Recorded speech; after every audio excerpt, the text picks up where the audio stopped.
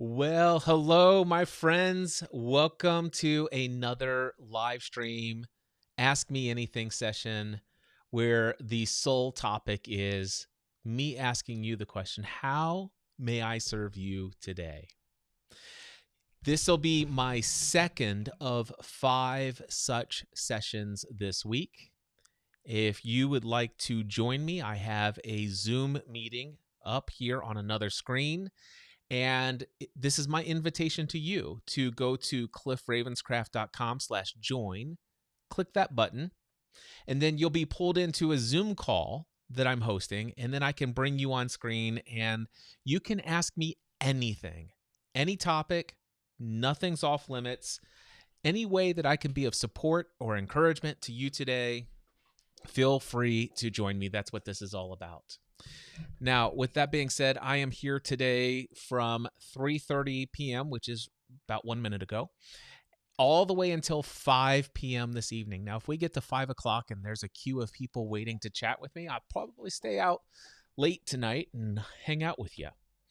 Now, if there's nobody at 3:30 and we have wrapped up for the day, then I will end the stream, but we'll see how it goes. I'm open to however things play out here.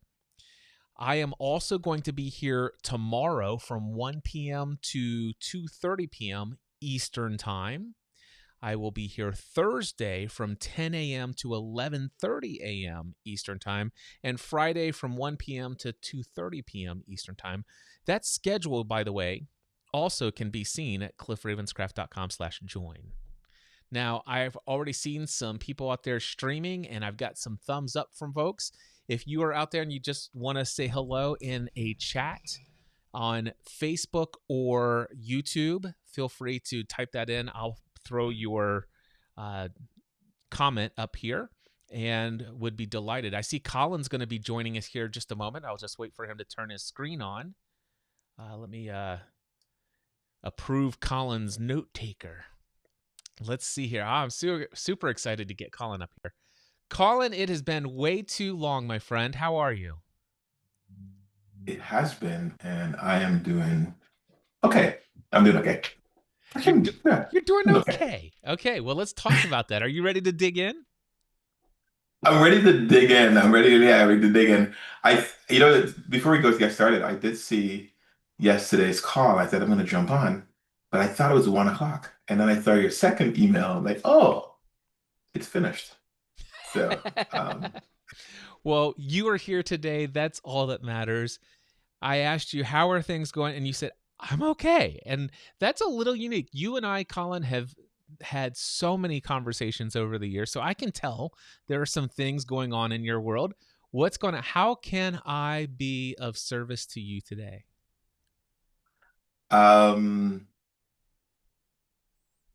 couple things. Yeah, let me share. Actually, what I wanted to say, I'll run this by Cliff. So you've been familiar with me for many years. Over the last 9 or 10 months or so, I'm figuring out a shift in what I'm doing. Right? It's the question has come up: am I running a business or am I just running a self-employed gig? Um, so that's the thing I've been pondering and trying to become comfortable with with that idea. Okay, so let me tell you what I heard. Over the last 9 to 10 months, you have experienced some sort of shift in the way that you're approaching your work. And lately, there's been some sort of internal dialogue. What do I got going on over here? Do I own a business or am I just a self employed gig guy? And I'm trying to find some peace with that. That's what I've heard. Is that what you just said? Yeah, I am trying to find some peace with that. Well, then let me ask you this. What do you got going on over there? Do you own a business or are you running some sort of self employed gig? And is it possible that both are true? It is possible that are true, but it goes against what I thought I wanted to create. Okay, let's go into that. So tell me, what it is you thought you wanted to create. So when I started out, I thought I wanted to build a business where I do all the things. I build a brand that attracts the type of clients I want to work with, and help them create the kind of results that they want to create through coaching and mentorship and consulting. Those are the kind of things I've done over the years. That's what I thought I wanted to do. Um, I've ended up doing those things without building a personal brand per se, and doing all the marketing. Okay. So, what I heard is when I started out this business journey, I had a desire to do all of the things, to show up and find clients, to serve clients, to perform in such a way that they are able to reach their goals and aspirations for which they desired or made an agreement to work with me. And that's how I've been living my life. I have been living that desired outcome. But now all of a sudden, there seems to be some sort of conflict about how I'm evaluating what I've built. And it seems like there might be, I'm sensing a bit of dissatisfaction or discomfort with the fact that maybe it should be something different than it is. Is that what I'm picking up on? I think I've projected it to be something different than it is in my mind, but what it has been, for me, most of my income of 8 years of being self-employed have come from me working in other people's coaching programs, um, Oh, or okay. me Okay. or So me selling their coaching programs. Okay, so this does bring more nuance, and it reminds me of prior conversations. So what I have heard in the past, one of the things that I know about you, and tell me if I'm remembering correctly, you have had a history of involving yourself in selling other people's coaching programs and earning commissions on those sales. Is that correct? Yep, All that's right. correct. And you were doing that self-employed as contract work to them. You were not their employee. So this wasn't a quote unquote day job. Is that correct? Correct. I've always been 1099 on that. Excellent. And so you've been doing that, and have you enjoyed doing that? I've enjoyed doing it. I've enjoyed it so much too. I teach sales in a different way. I look at sales as a person development exercise. At least learning how to sell as a person development exercise. I've developed some frameworks around that to support myself and how I show up in those roles. And I've trained that out to other people. And I love selling. I love selling good things to people that need it. So this is the work that you've been doing. You've been self-employed for years. You've enjoyed it. It sounds like, in using the language that you just shared, that you're still enjoying that work. Yes? Yes, I absolutely do. Yeah. All right. So where is are I still sense that I'm trying to be comfortable with that. So what is it that is that you're trying to bring yourself to a level of comfort with? So there's some uncertainty in what I do, meaning I do sales to other people, but I work for one person for a year or 2 years and it goes away. And then I get another referral or someone introduce someone to me and I work with another person. So there's always that little ebb and flow of lack of control. I think it's lack of control of my own income or my own opportunities. Um, because the people I work with, they change their models, and I got to move on and find the next thing. But I've been blessed to find the next thing, so I think that causes a little bit uncertainty there from time to time. Interesting. So there are two different dynamics of what I'm picking up on as far as what you're facing. One is that, wow, I'm self-employed, and the way that things have gone is I will get a contract, I will get a client, I will have the opportunity to work for them, I will get great results or whatever.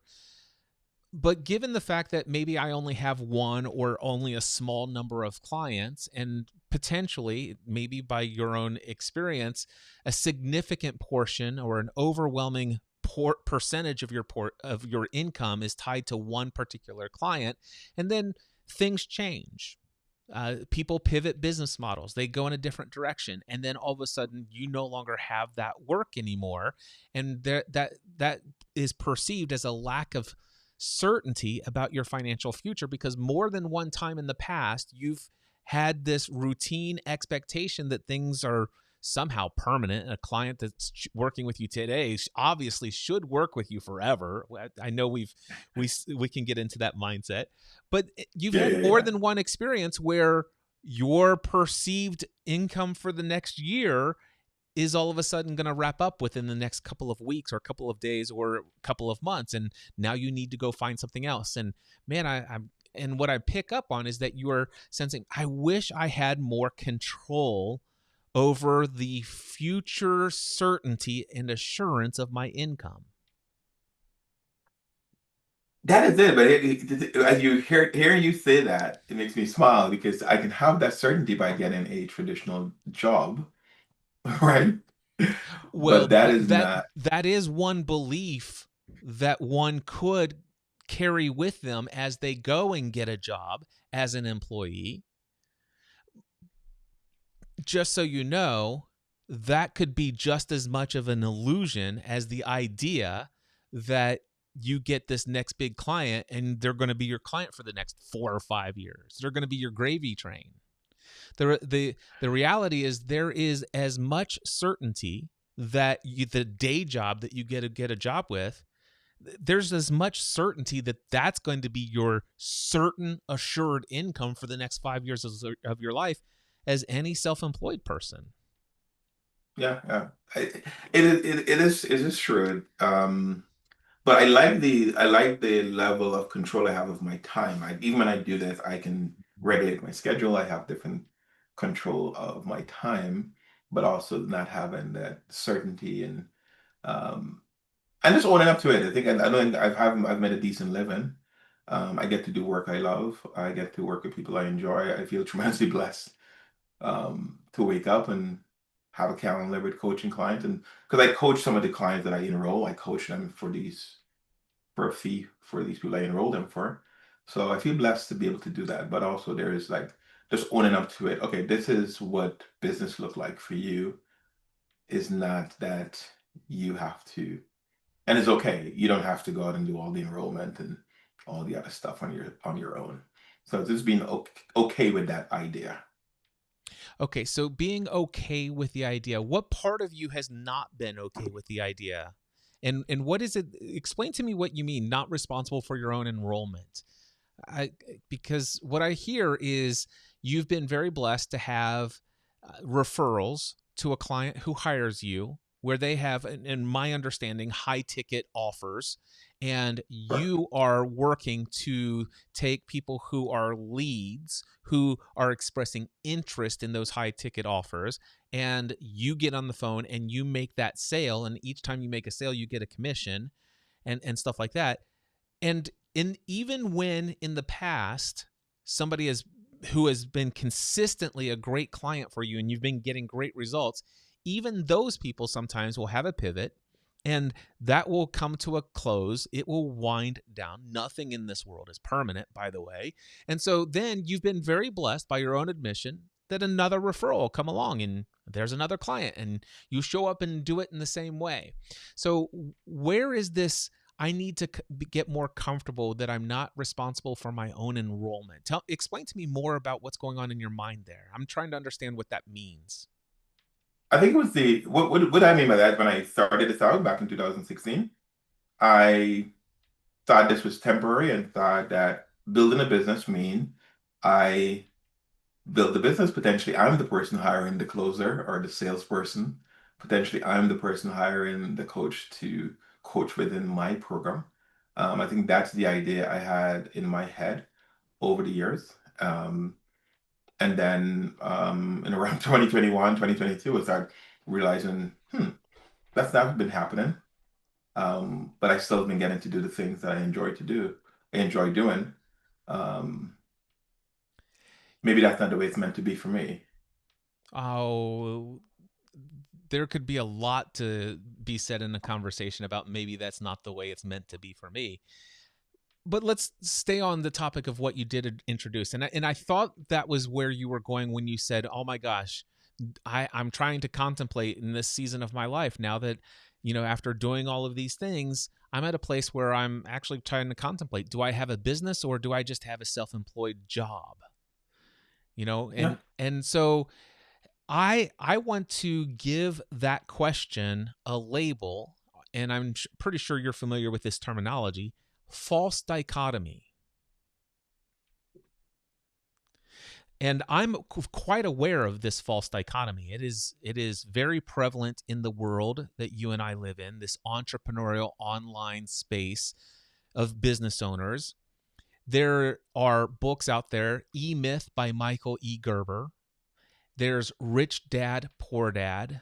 And there are countless other books that have come out since then that seem to state, and I've heard word for word over and over and over again, that if you are required to show up and do work in your business, you do not have a business, you have a job. You just happen to be self-employed. And what I can tell is that your question seems to be along the lines of, and it's prompted by this idea that, oh my gosh, I'm trying to come to grips with the idea that I once had a desire to start a business that could operate without me, but here I am further down the road, and now I recognize I don't have a business. I'm just self-employed.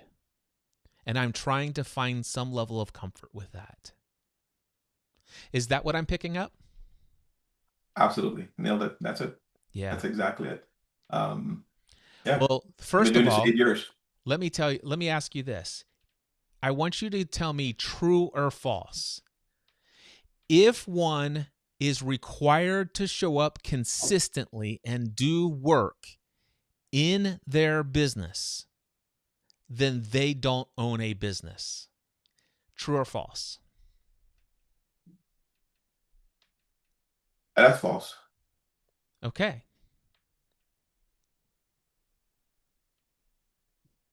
Does that change? So do you see how your very first question is, man, I'm trying to come to grips with the fact, with the realization that, man, I have to evaluate.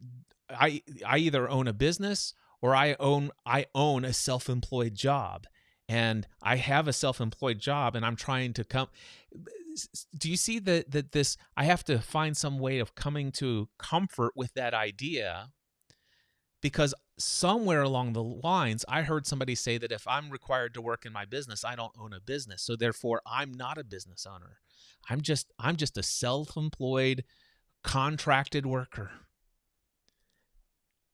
I'll tell you what, the IRS sees you as a business.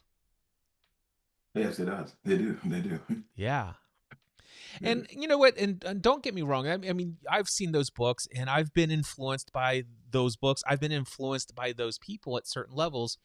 And there have been many times that I have been tempted and sometimes gave into the temptation to feel a bit of guilt, shame, and disappointment in my own journey because I'm not being as responsible as a steward of life in such a way that when I have all of the abilities and all of the things and all the resources, I could create a business where my money's working for me and I hire all these other people and blah, blah, blah, blah, blah, as if that's some high and mighty, holier way of living life, that this is the ultimate goal. Like, this is the standard by which we consider to be successful. And you know what I say about that? Bullshit. I call it what it is. Anybody who sits and has this high and mighty idea that I am better, I am more successful, I am more responsible because my business can operate without me there, and that makes me a better person in anyone's eyes, well, guess what? then all of a sudden their success is dependent upon a bunch of unsuccessful people being their employees. It's called slavery.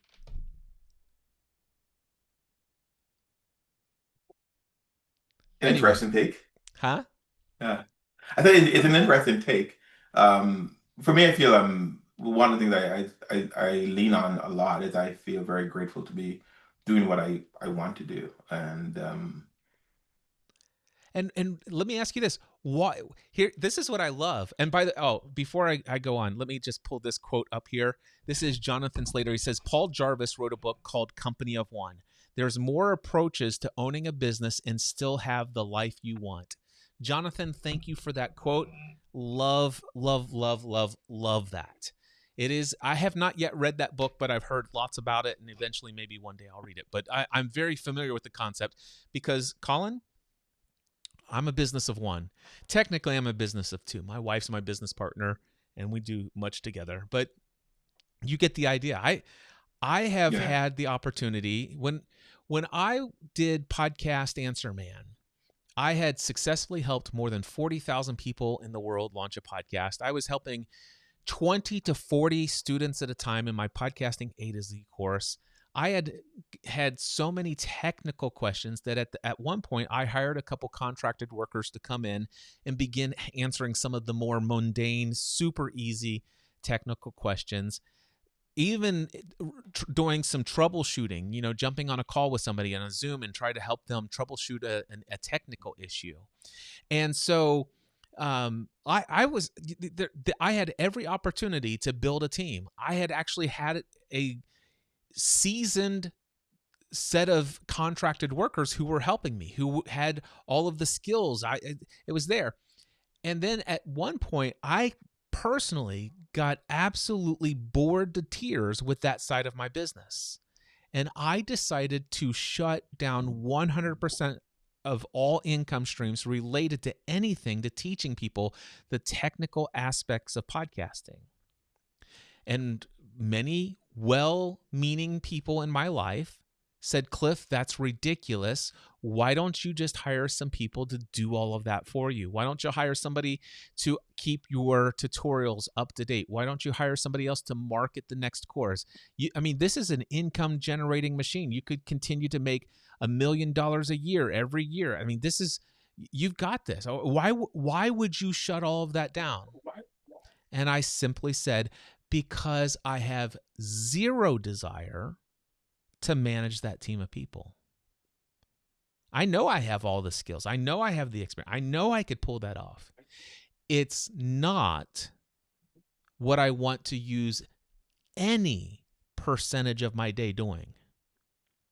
And they couldn't understand that, except for a handful of people. A handful of people understood it and encouraged me, but a majority did not. Because they were bought into this idea that, Cliff, true success, true responsibility, true stewardship is to take everything you can do. If you can do it, you must. I've heard so many different phrases like that. And again, I was tempted to feel a level of guilt or shame by not living up to this idea that others have presented, that this is what real business is. This is what real business people decide. And here's where I came to, and what helped me break free from all of that and every other judgment out there, and that is that those standards, those statements, they're all just made up. And the interesting thing for me, Colin, is I know many people who have teams of employees, anywhere between 6 to 10, all the way up to 100 plus employees. And quite frankly, they never need to show up in their business. They live that life and you know what? Some of those people are absolutely miserable and bored, and it doesn't guarantee this. Now, don't get me wrong. I know there's several people. I know at least a dozen people who are in that position, and they live the lives that seem to be absolutely filled with peace and fulfillment, and And it is exactly like the fairy tale picture of Rich Dad Poor Dad, E-Myth, and all the other books. But what I discovered is how we feel in life, and what we feel as fulfillment and abundance and success and all of that other stuff. The business model is not what determines that. It's living in alignment with what we desire to create, not what we should create. But what makes my soul sing? How do I feel called to be in this world? And so I'm interested to learn, where are you in your. Here's what I hear. It's like, I had this original idea. I was going to build a business. People are going to work for me, and it was just going to generate me. It's going to be a cash machine, and it's kind of like, this business is my ATM to fund all of my personal pleasures and my contribution and giving to the world. It's like, this business is my ATM machine, is the metaphor that I would give it. But now it's like, I got in here and I realized I'm not building that team. I'm not operating that. I'm not going out and marketing and filling up everything. And I'm self-employed. And I typically have 1 or 2 or 3 employees, or 1099 contracts at a time. And man, do I enjoy what I'm doing. And boy, I'm trying to feel comfortable about the fact that I love my life.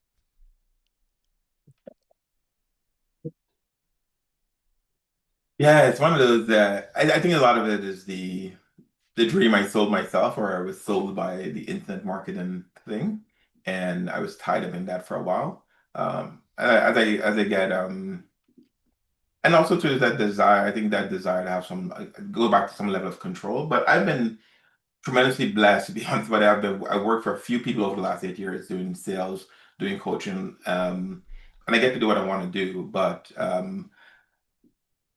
leaning into more of that, focusing on, like, today was one of those days. I woke up and I was walking. I was just thinking, man, I'm lucky. I have 3 coaching calls this afternoon. I got to jump on one in about 10 minutes. 3 coaching calls this afternoon, and I had didn't have to. Someone enrolled them, put them on my calendar. I get to show up and serve them and do the thing I really enjoy doing. That's just living into that. That is okay. That is not how I envision it to be, but that is okay. I'm compensated well for it, and I get to make a difference in those people's lives. But it's just moving away from that idea of this is what business should look like, right? Yeah. And let me Being ask, comfortable with it. and who gets to determine what your business should look like? I'd like to ask you that question before we leave. Who gets to determine Um, that? you asked all the softball questions, Cliff. Um, I actually get to determine that once I get out of my head and become present with me. What is it I desire in my life? What is it that how I want to show up? As you mentioned, right? I get to be the decision making what my business looks like. And I appreciate the recommendation for the book Company of One. That should be a Yeah. good read for me. I know the other thing too. I think also is me having some structure within that self owning my own job, having a little bit more structure on the finance side may make it into more of a business for me. I was one of the reasons I admire you. Like, I know I've been on your other podcast, your paid podcast for a while. I admire how you've built a business with you and your wife, right? It's not a big conglomerate, but a business that serves people, serves you. So I've always admired that about you. Yeah. Well, I love it. I would encourage you just to evaluate that thing that you had bought into, this idea that business should be any other way than what my soul desires to be in the world. And once you get clear about what your soul wants, and you recognize that comparing yourself to other people's ideas of success is a unworthy pursuit, I think you'll find that comfort. You'll find that peace that you're looking for. And I know that you're getting ready to jump into another coaching call, so I'll quickly wrap this up. But I will say that if you ever want to talk about this other topic at some point in the future, this idea that you can control anything is an illusory. It's an illusion. It is an illusory journey. It will elude you. It's elusive. The idea that you can control it all. Life is full of uncertainty. And anything that you feel is certain is nothing more than your predictive ideas of the future based upon your experiences of the past. And I can tell you right now, I know lots of people who have had years and years and years of milk and honey. And I've seen a number of different things that, things are beyond our control. Things are not permanent. Things don't always work out. And not that we shouldn't do our best to make the best of every situation and circumstance and have desires in our hearts and go think, but there's an issue of attachment to I must have control, and that brings about suffering. A desire to control as much as is within my control, to control the things that I can control, and ironically do enough evaluation, you'll find out how many things are outside of your control, but control the things you can. It's okay to have dreams. It's okay to have goals. But when we start to attach ourselves to, I must do this, and if things happen outside of what I had desired, outside of the things that I tried to control, I did all the things, blah, blah, blah, but this still happened. Eventually, if we have too much attachment to the desired outcome, we have too much attachment to I need to control this, it just invites suffering in our life. I'm looking at the hierarchy image on my wall here, and I see where that suffering is Yep. on that. Cliff, it's always good to chat with you. It's great to Colin, connect with you again. thank you for being my first guest on today's live stream. It's always a pleasure. I know we'll chat again soon, and I hope you have an amazing coaching session. I know that you will. I'm jazzed even more now. All right. Take care, See man. ya. All righty. Great first session there. Let's see who's up next. I'm not sure who came in next. Was it Gwen or was it Ray? I think it was Ray came in next. Ray, are you there? And if you are, just turn on your video and give me a thumbs up or thumbs down, or just type in the Zoom chat if you do or don't want to join me for a conversation. And while I wait for Ray, I'll ask Gwen. Gwen, if you want to come up, just feel free to turn on your video and give me a thumbs up. Not seeing anything from Gwen or Ray just yet. So let's see here. Oh, here comes Gwen. All right, Gwen, do you want to come up? Just give me a thumbs up if you want to come up. Where's the thumb? Like hold, literally, just hold your thumb Oh, up yeah, to the camera. yeah. All right, got it. Sweet. Okay. I thought you meant like a little icon. No. We go super high tech. You just take the thumb and go, I'm in, Cliff. Bring me up here.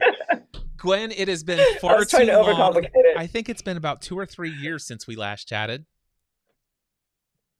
It has, and honestly, this was so, I mean, I don't even know that I've really brushed my hair today. This was super spontaneous. I was getting ready to like review something, and I saw your thing in my email, and I went, you know what?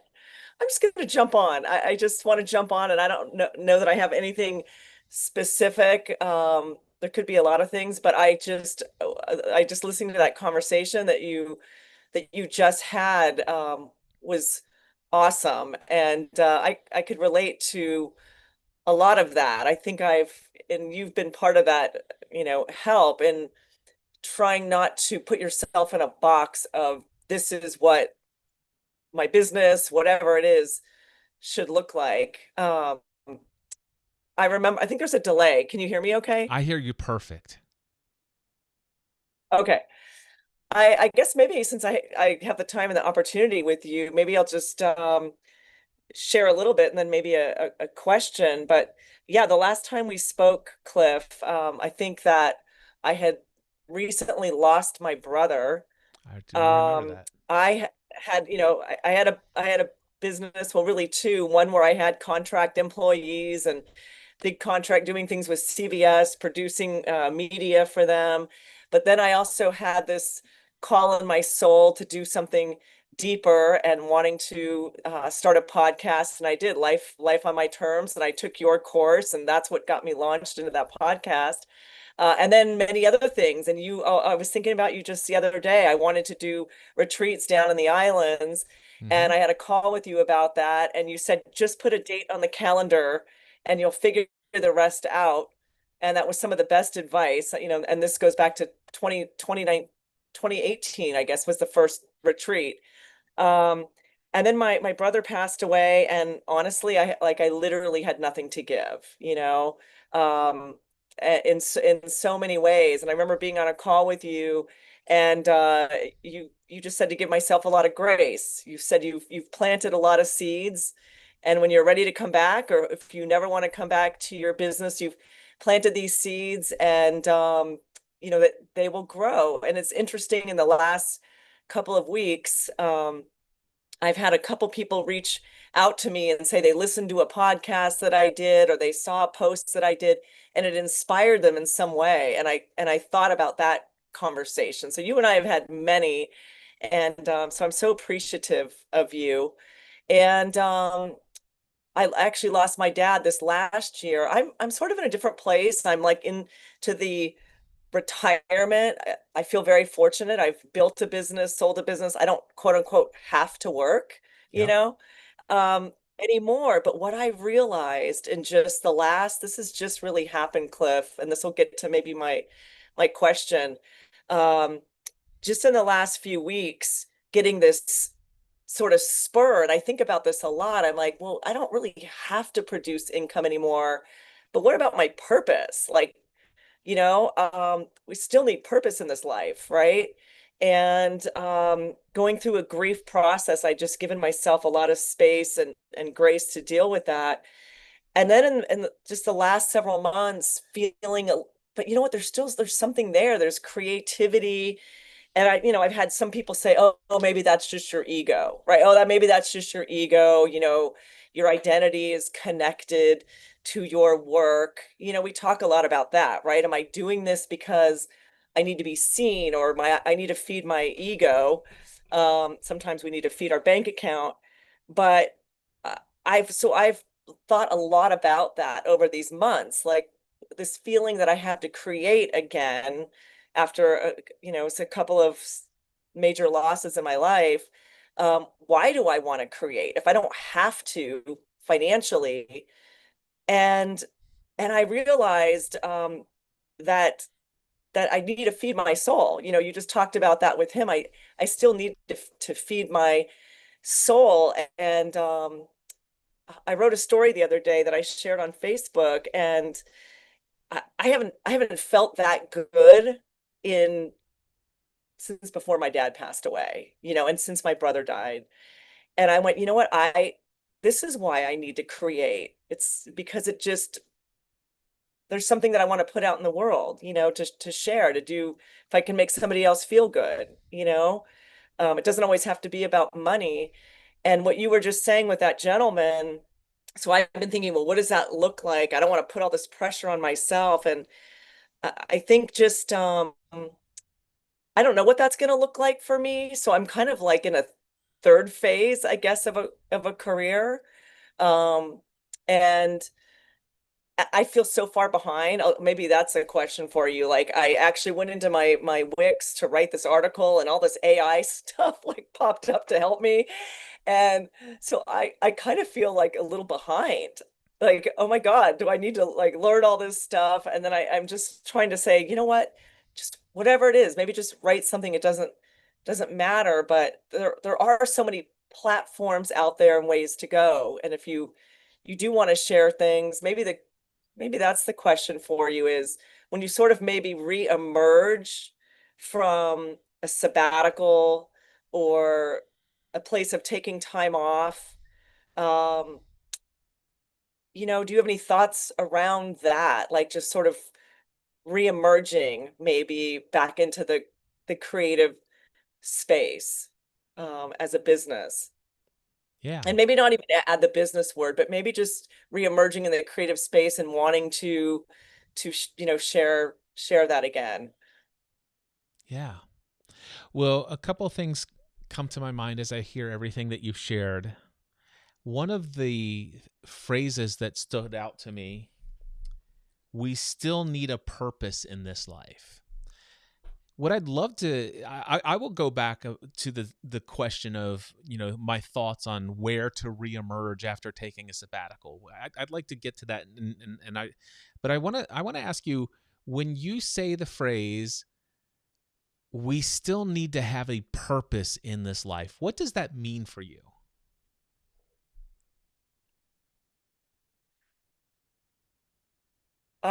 For me, that means, right. I mean, I feel like I'm a whole person, right? I'm a complete person, but the purpose, I think, is some kind of expression or a way of giving back for me, something that kind of feeds your soul on a deeper level. And it doesn't always have to be about money. Okay. Okay, so that's great. I just wanted to find what you meant by that phrase. There's another phrase, and it's just came out again. So the second one, and it was written right under here: "Feed my soul." Yeah. I'd love to share with you a paradigm shift that I experienced. Not asking you to agree with me in any way, shape, or form, but I'm going to throw out what I experienced as a paradigm shift. And I'm going to ask you if you've ever contemplated this, or as you hear it potentially for the first time, what are your thoughts that come to you? And so for me, my paradigm shift was, I used to believe, I went through most of my life believing that I am a human being. I am a body with a brain, with thought, and this body, this brain, this person with a thought is someone who is a human being who has a soul. That's my old way of thinking. My paradigm shift is that today I see myself as a divine spiritual being, aka I am a soul who happens to have a body having a human experience. So, have you come across that line of thinking before, and or what comes up for you as I share that? Yeah, I have. And I think you and I have talked about some of this a couple years ago. It's kind of like a flip, right? So what comes up for me, I feel like I've been on a spiritual journey these last few years since losing people in my life. Um, Getting trained in transcendental meditation and reading some, deeper readings. So that all makes sense to me. Um, that all makes sense to me, and I think how it applies to this, I think I'm rereading a book, Cliff, that I read like in graduate school called The Courage to Create. I don't know. I feel like we all have some kind of outlet or way to express um, ourselves or our creativity or something, from within. Um, and I think it's important to like not suppress that, right? I don't know if that's connected to what you're saying or how that's connected to my soul, but I know that when I maybe write something or it just there's something that comes from deep inside. Maybe it's my soul. Well, if I am my soul, how do I say that? But it's like a creative expression of self, um, that I feel like is kind of part of all of us, and that can look so many different ways. I'm not a singer. I don't, I don't do clay art, but I think we all have, uh, some of our gifts that are important to, like if you somebody took away your microphone and you couldn't, you know, um, kind of do what you do. I mean, that's sort of part of who you are, right? It is a lot to do with the ego persona and the psyche and the beliefs and experiences and the associated meanings to circumstances and situations of life that is known as Cliff Ravenscraft, but it is not me. Right. It's not you, but and this is like the interesting crux, right? Like I don't want to do things because of like deficit and ego, right? I don't want to do things because um like I have a blind spot and do this because I'm trying to like feed some part of that ego. But it's like sometimes it's hard to know the difference, right? Like so um or am I just doing this because it just felt good like to write something and share something and when when somebody says, God, I listened to something that you know recorded and it helped me, Yeah. right? So is that ego or is that like just putting something positive out in the world, you know?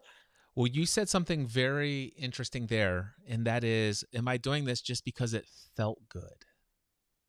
So let me share with you why I asked the questions that I did. So there, as I shared, there was this phrase, feeding my soul. That assumes that I am something that has a soul that needs to be fed. Whereas, and by the way, if that's somebody's paradigm and that's the world they live in, there are ways to navigate and use that way of being and thinking and believing in the world in a very powerful and productive and purposeful way. So I'm not arguing anywhere against any of that. However, from where I come from and what I was sharing with you is that I am a soul who inhabits a physical being, a body. That body has a brain. It has this access to use a mind to interface with knowledge that's in this world. And as such, I don't need the body to feed me. Not I'm talking about me the soul, me the spirit. The body doesn't need to feed me.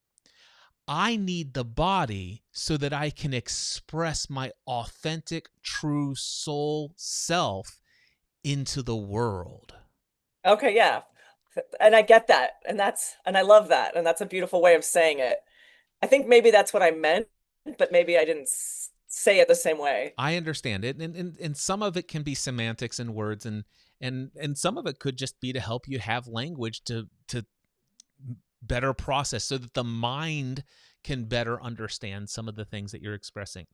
So the idea of by the way, in your spiritual journey that you mentioned, have you come across any of the works of Abraham Hicks? Yes, I Okay. have I have the one of the main books. God, I can't, but anyway, I did get that book. Yes. So have you listened to any of Abraham's materials on like YouTube? There's all of these 15-minute clips endlessly all over the place on YouTube. They're just I random. haven't. I would encourage you to, after our conversation today, just go to YouTube and just search Abraham Hicks, and you'll see these animated uh, images. They animate like a cartoon character of Abraham, and you'll hear random 15-minute clips. It's so much fun. And one of the things that you'll find is the teachings of Abraham are that you are this divine, you are this source energy that came here to have this human experience. And if you want, the purpose is here to explore, to have fun, to enjoy, to be your authentic self, which is one with all that is. And Yeah. that's what we are here to expand to. And what the crux of Abraham Hicks teachings is that our emotional state is she calls it your emotional guidance system.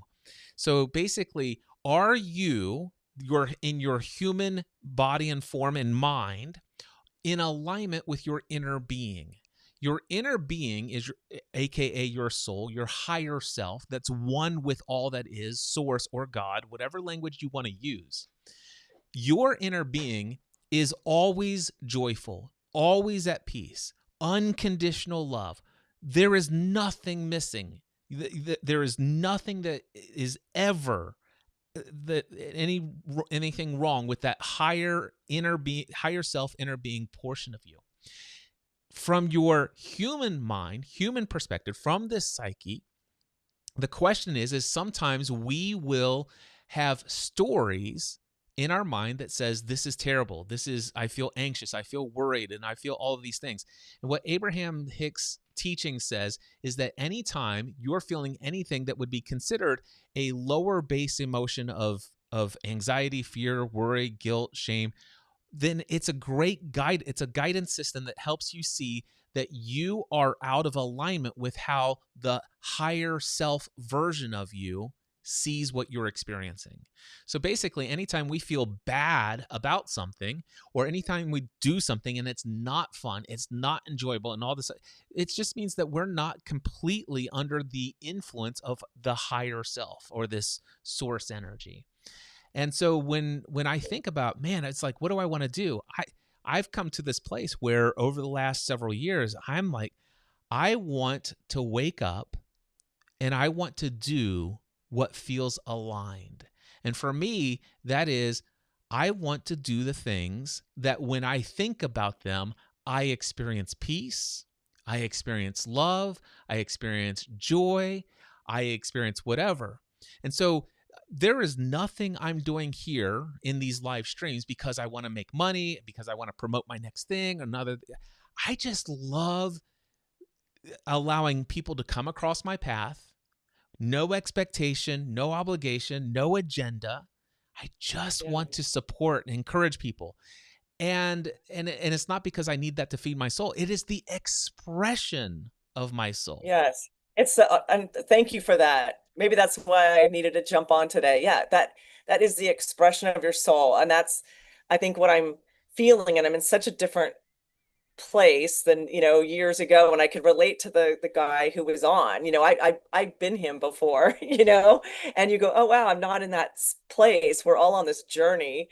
And but yeah, it's an expression, and I like that, Cliff, to look at it that way, because it is easy to go, well, why am I doing this? Is this coming from a deficit? Is this coming from some, need to feed ego? And it's like, no, it's a way to express my soul, whether that's writing something or doing a podcast interview, which I'm doing Friday, my first one in a couple of years, but it just came my way, right? It came my way, and it was like, oh my gosh, I have to do this. This person has an amazing story.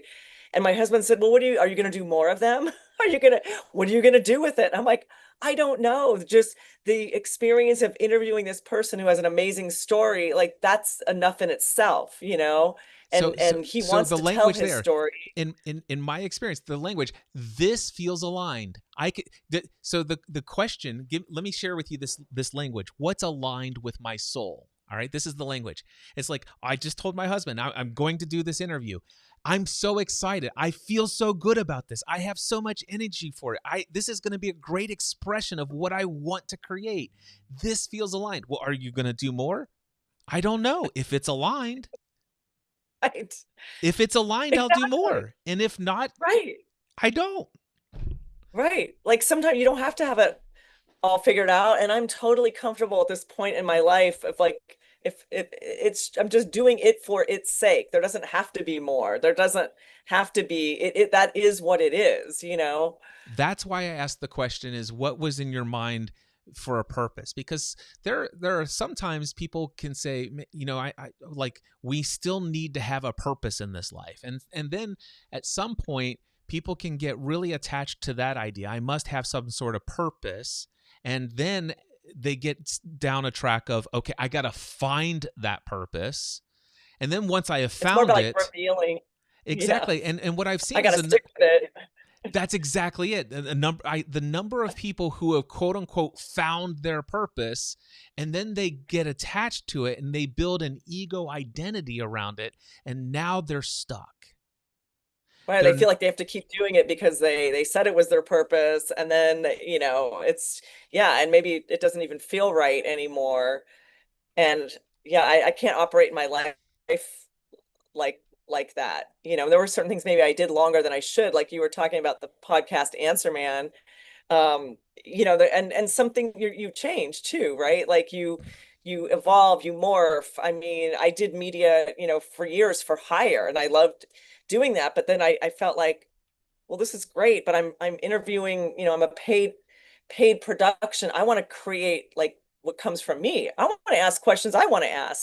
So you evolve and just allowing, I guess, recognizing that, like when you start getting that, this isn't as fun as it used to be, or this isn't, I don't want to say feeding my soul, but maybe revealing my soul. It's no longer currently aligned with what my soul wants to express Yeah, now. exactly. And you have to pay attention to that, because it can start to feel heavy, or and I think sometimes we feel like yeah, just because we started something, we just otherwise it's a failure if you change or stop or whatever.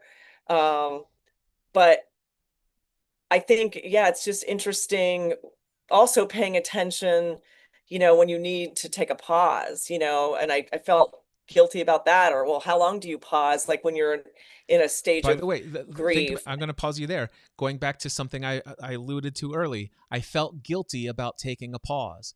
All that Yeah, means, I felt guilty about taking a pause. That means that you were not aligned with how the source energy of you, your inner being, higher self, or your soul was not feeling guilty about the pause. Your soul wanted a pause, but your human brain that has the beliefs and concepts that lives in agreement how other people will perceive you or see you, or all that part of you, that brain says, this is failure, I shouldn't do this, and I feel guilt. It's like, yeah, so the feeling of guilt, the question from an Abraham Hicks language is, are you under the source of the beliefs and concepts of the world, or are you under the influence, I'm sorry, it should be, are you under the influence of the beliefs and concepts of the world, or are you under the influence of your soul, of your yeah. inner being, of your higher self, of your oneness with all that is? Perfectly said. And I feel like I mean I so get that, and I used to kind of get it, but didn't always follow that, you know. Right, there's all these external expectations and or fears, right? Like, well, if I take a pause, am I going to be able to afford my mortgage? But your body and everything is telling you like you need to. And by the way, I took that pause and like nothing bad happened, Mm. and what actually 1 year turned into 2 years, um and gave me. And then when my dad got sick, it was just sort of rolled in. It's been a while. It's been a while, Cliff. My brother died in Christmas of 2020, and now we're in 2025. And I just feel like I'm just now like having this uh, reawakening, or my soul is, reawakening or whatever. Maybe, I don't know if that's how you would say it, but It's language. where I If you're feel in interested, alignment. if you're interested in the language, I will share it with you just because you brought it up. And the language Oh, you that just paused. oh, that's Go okay. ahead. All right, are you there? So there's a little bit of a delay, I can tell. Yes. Okay, so I'll continue on, but let me just share with you, Yeah. since you brought up the language, I'll just introduce the language that I would use from my own current way of perceiving it. Your soul has always been awake. It's just that all of a sudden, because of your pause, because of you're allowing your mind to slow down enough so that you can get your mind more coherent in alignment with your heart or soul. And so you're slowing down enough to remember who you are as a soul expression in this world. And so, and we come in since you're on this spiritual journey, and you've used enough language to know that I can say some things to you that you'll understand. From my experience, what I've witnessed in my own life, what I've heard other people, countless people tell me, is we fall asleep, and falling asleep is, our soul doesn't fall asleep, but we take our conscious awareness and we fully put it into the human form, and we see ourselves as human, and we come in and out of that. And so it is the mind, or it is the awakening, is the lifting of the illusion that we are only our human self, and we come in and out, in and out. It's been my experience, and the experience of countless others. So just because you brought it up, It's not that your soul is coming awake. It's just that you are actually coming in and out of a realization that you are that soul. Yeah. And that all totally makes sense. I guess the grief part is like a human thing, which makes you sort of like, or I don't know if it's the human part that had less energy or the soul part, when you go through a grief process. But what is your I can't remember the name of the, is it the Seed of the Soul that they wrote? Or no, that's not them. I have one of Abraham Hicks books. I can't remember, but what is there one that you, I don't know, recommend that's your favorite, or you think the little clips are the best? I'll tell you what I think might be a better book for understanding this side of it. Because and there are countless books that are immediately like rushing all over the place here, but I'm gonna spin the wheel. Untethered Soul by Oh, I've Michael. read that. I've read that. Yeah, reread I've read that. Michael Singer, and I've read Living Untethered. I have Living Untethered. I'm actually reading that right now. So yeah, I've read Living that. Untethered is amazing, and so Yeah, and as you're reading Living Untethered, you're gonna hear about all of this emotional stuff and these things that continue to come up that we have been repressing and suppressing and all this other stuff. They've created what are called samskaras, which is what causes us to be stuck in this feeling. I recall very vividly conversations you and I have had, and we can talk about, and it is the human side of us. It is the part of us that sees ourselves as human, which basically sees ourselves as separate from God or separate from the divine. It is that part of us that grieves the loss of your brother. Grieves the loss of your father. But the soul part of you, the higher self part of you, is one with God. And your brother and your father were not humans who had souls. They also were souls in a human body. And when their souls released from the human body, they were basically, when a soul comes into human form, though I love this metaphor that I've heard. It's like the ocean. The God is the ocean of all energy. And then all of a sudden, that energy, that consciousness forms a wave. And that wave is a human life for however long that lives. But eventually, that human life comes to an end. The matter releases the soul, and that consciousness dips right back in and becomes one with the ocean of all consciousness, one with God.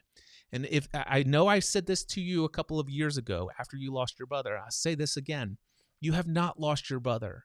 He is still with you all of the time. You have not lost your father. He is with you all of the time. He is one with your soul. He is one with all that is. It is the human part of us that grieves the loss. The human part of us thinks we're human, that we are separate from that divine world, that spiritual world.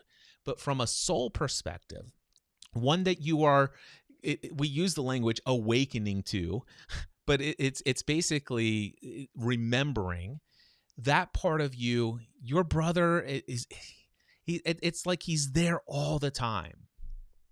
There is no loss. But from the human perspective, we feel the separation not only from God, we also feel the separation from those relationships that we also saw as human and limited as well.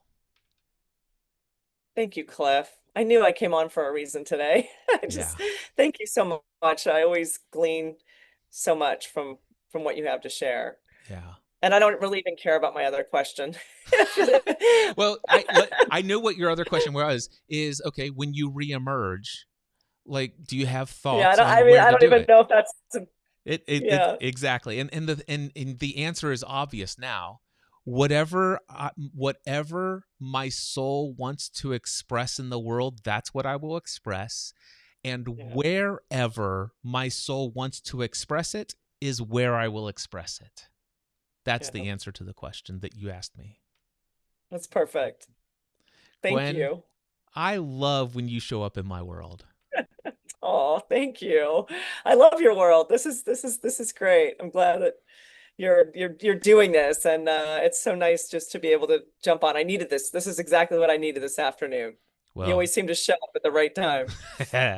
imagine that. Many blessings to you. Feel free to stick around, and by the way, feel no Thanks. pressure. Just drop whenever you want. It's always a Thank pleasure, you. and I'm always available to you. So reach out anytime. Thank you, Cliff. All right, see ya. All right, David Foster, do you give me a thumbs up if you want to join me? Just there we go. Okay, he's giving me a thumbs up. David, it has been several years since you and I last chatted. I think you and I first met on Clubhouse many years ago. Yes, yes. And it's, I don't know if you can see it, but it's James. Oh, James, what did I just Yeah. say? David? You know why I said David? I actually had a dear, I remember Foster, and David Foster was a very, such an important mentor in my life. So the fact that I actually called you David Foster, I just want you to know is a huge compliment. He passed several years ago, but boy, was he an influential person in my life. But James Foster, I apologize. How are you doing? How can I be of service to you today? I'm well, my friend. Yeah, no worries at all. It's nothing. I feel that energy, that real positive energy of that. I like you've heard already, the email came at a very um kind of pivotal time, but serendipitously, I saw your email and I said, okay, let me jump on.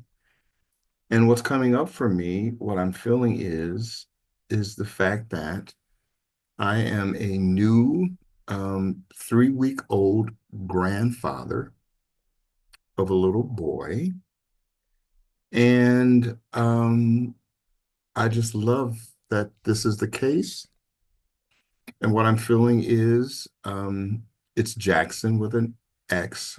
It's Jackson Reed Foster Hopkins. And what I'm feeling is that I want him to know that he is and was loved, and that he was thought of before he could do anything for himself. Like that's just kind of the and what I mean by what's coming up for me, I'm starting to feel that this gives me joy. And when I first started to pay attention to this, Cliff, I was on the phone with a good friend of mine who I was telling all about, oh, our daughter's pregnant, like all these things. And he said to me, he said, wow, he goes, Dr. Foster, you sound totally different.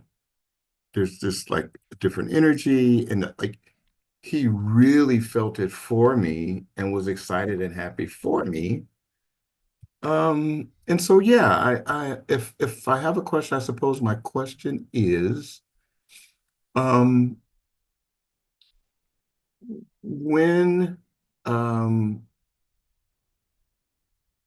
there is a sudden my soul is happy, not based on most of the things that I thought would make it happy. um, Suddenly when there is the answer to something, to some question that you didn't know you needed the answer to, um, what might that mean? I'm trying to ask a more specific question, but I don't know that I have one. Some of this is I wanted to report this to you. Mm-hmm. Maybe my question is, why does this feel so happy and strange at the same time? Well, there's certainly something about Jackson that is calling forth something within you, and you are sensing that. There is something interesting in the words that you were trying to put together for a question, and it never got fully formed, and that's okay. But the words, I think, were important to be revealed, and that is my soul. Why? Let's see here. When my soul is happy. And I think it might be a valuable path for you and I to consider is, have you ever thought about the fact that your soul is always happy?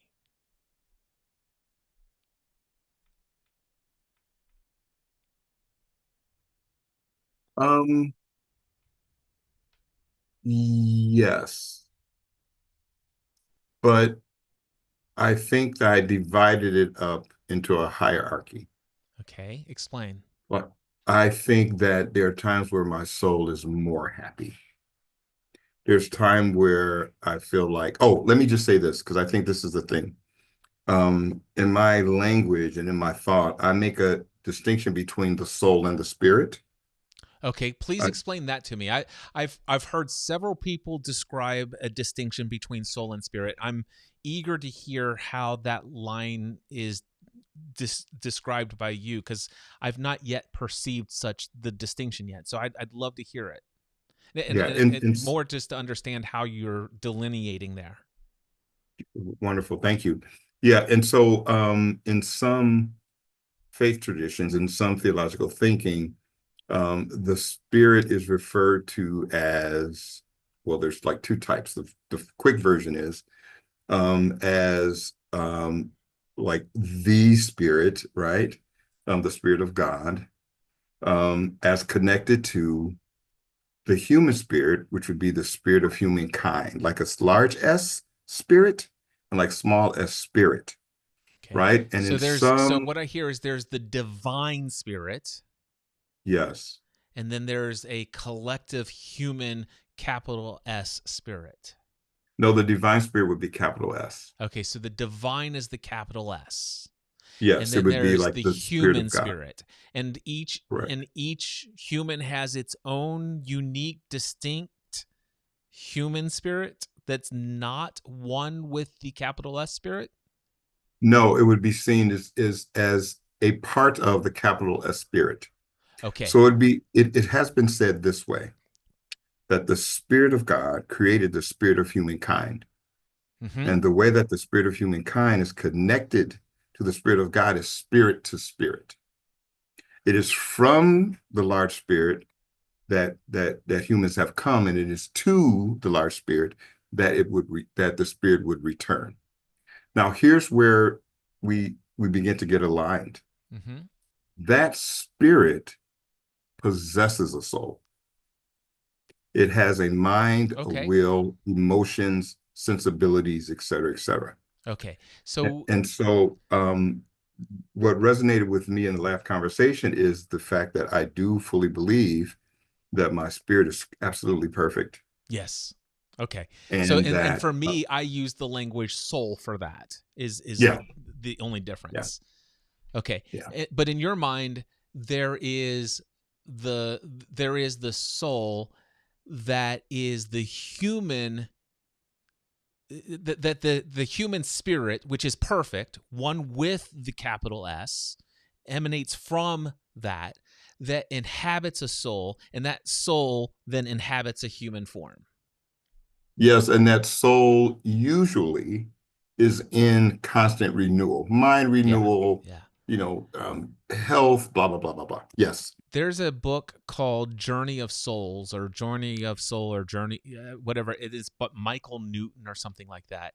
And I have read that book, and he tells countless stories of past life regression and hypnosis sessions where people have these in the lives in between lives, and there are souls and then over souls and different layers and all this other stuff. And I think in some ways I can buy into all of that as well, because there's more things under heaven and earth than our philosophy can ever really fully comprehend, right?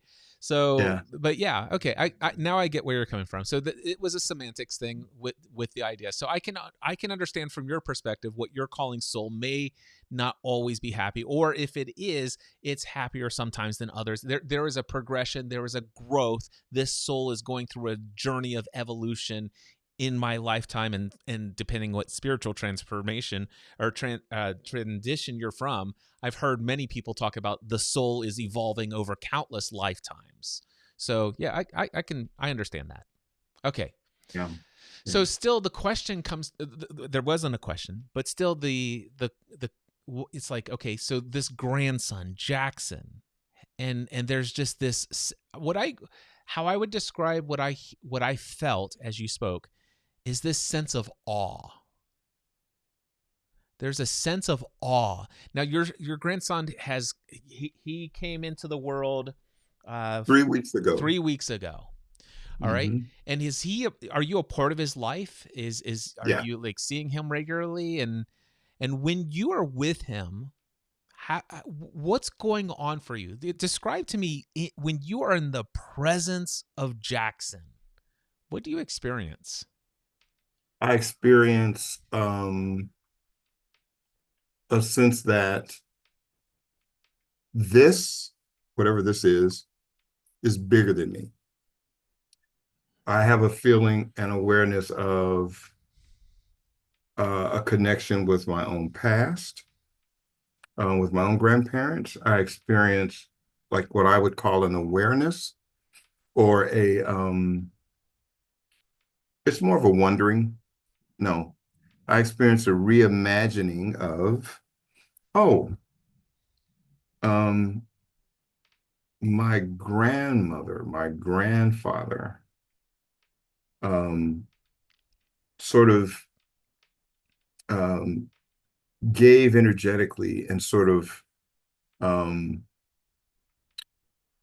made decisions into my own future, um, fully well knowing that they may not live to see it, but they obviously did it anyway. Yeah. Now, both of them are gone. Um, Gone from the and physical realm. from the physical realm, that is correct. Okay. Right. And so some things I am reconnecting with real things like real memories, situations. Oh, oh, oh. And so that's part of what comes up is maybe this is the joy that they felt. Wow, maybe they like I'm remembering sacrificing things that my grandparents did for my mother, who's still with me, who now, because I'm talking to mom, what is this thing about Jackson? Blah, blah, blah, and she'll say, well, she says, I don't know if you remember, but when you were a baby, you adored your grandfather. And somewhere there are these cassette tapes of your grandfather playing with you. And I thought it was the cutest thing. I don't know if we'll ever find him, blah, blah, blah. And so now this is after Jackson is born, because I'm just like I am with you. I'm trying to sort of figure this out. So there's this sense of, okay, something before I was here, Mm-hmm. while I'm here now, and something going on in my future. And it just feels bigger than all of us. Mm-hmm. It feels bigger. So that's one thing. And then the other thing is when our daughter, gave me the news,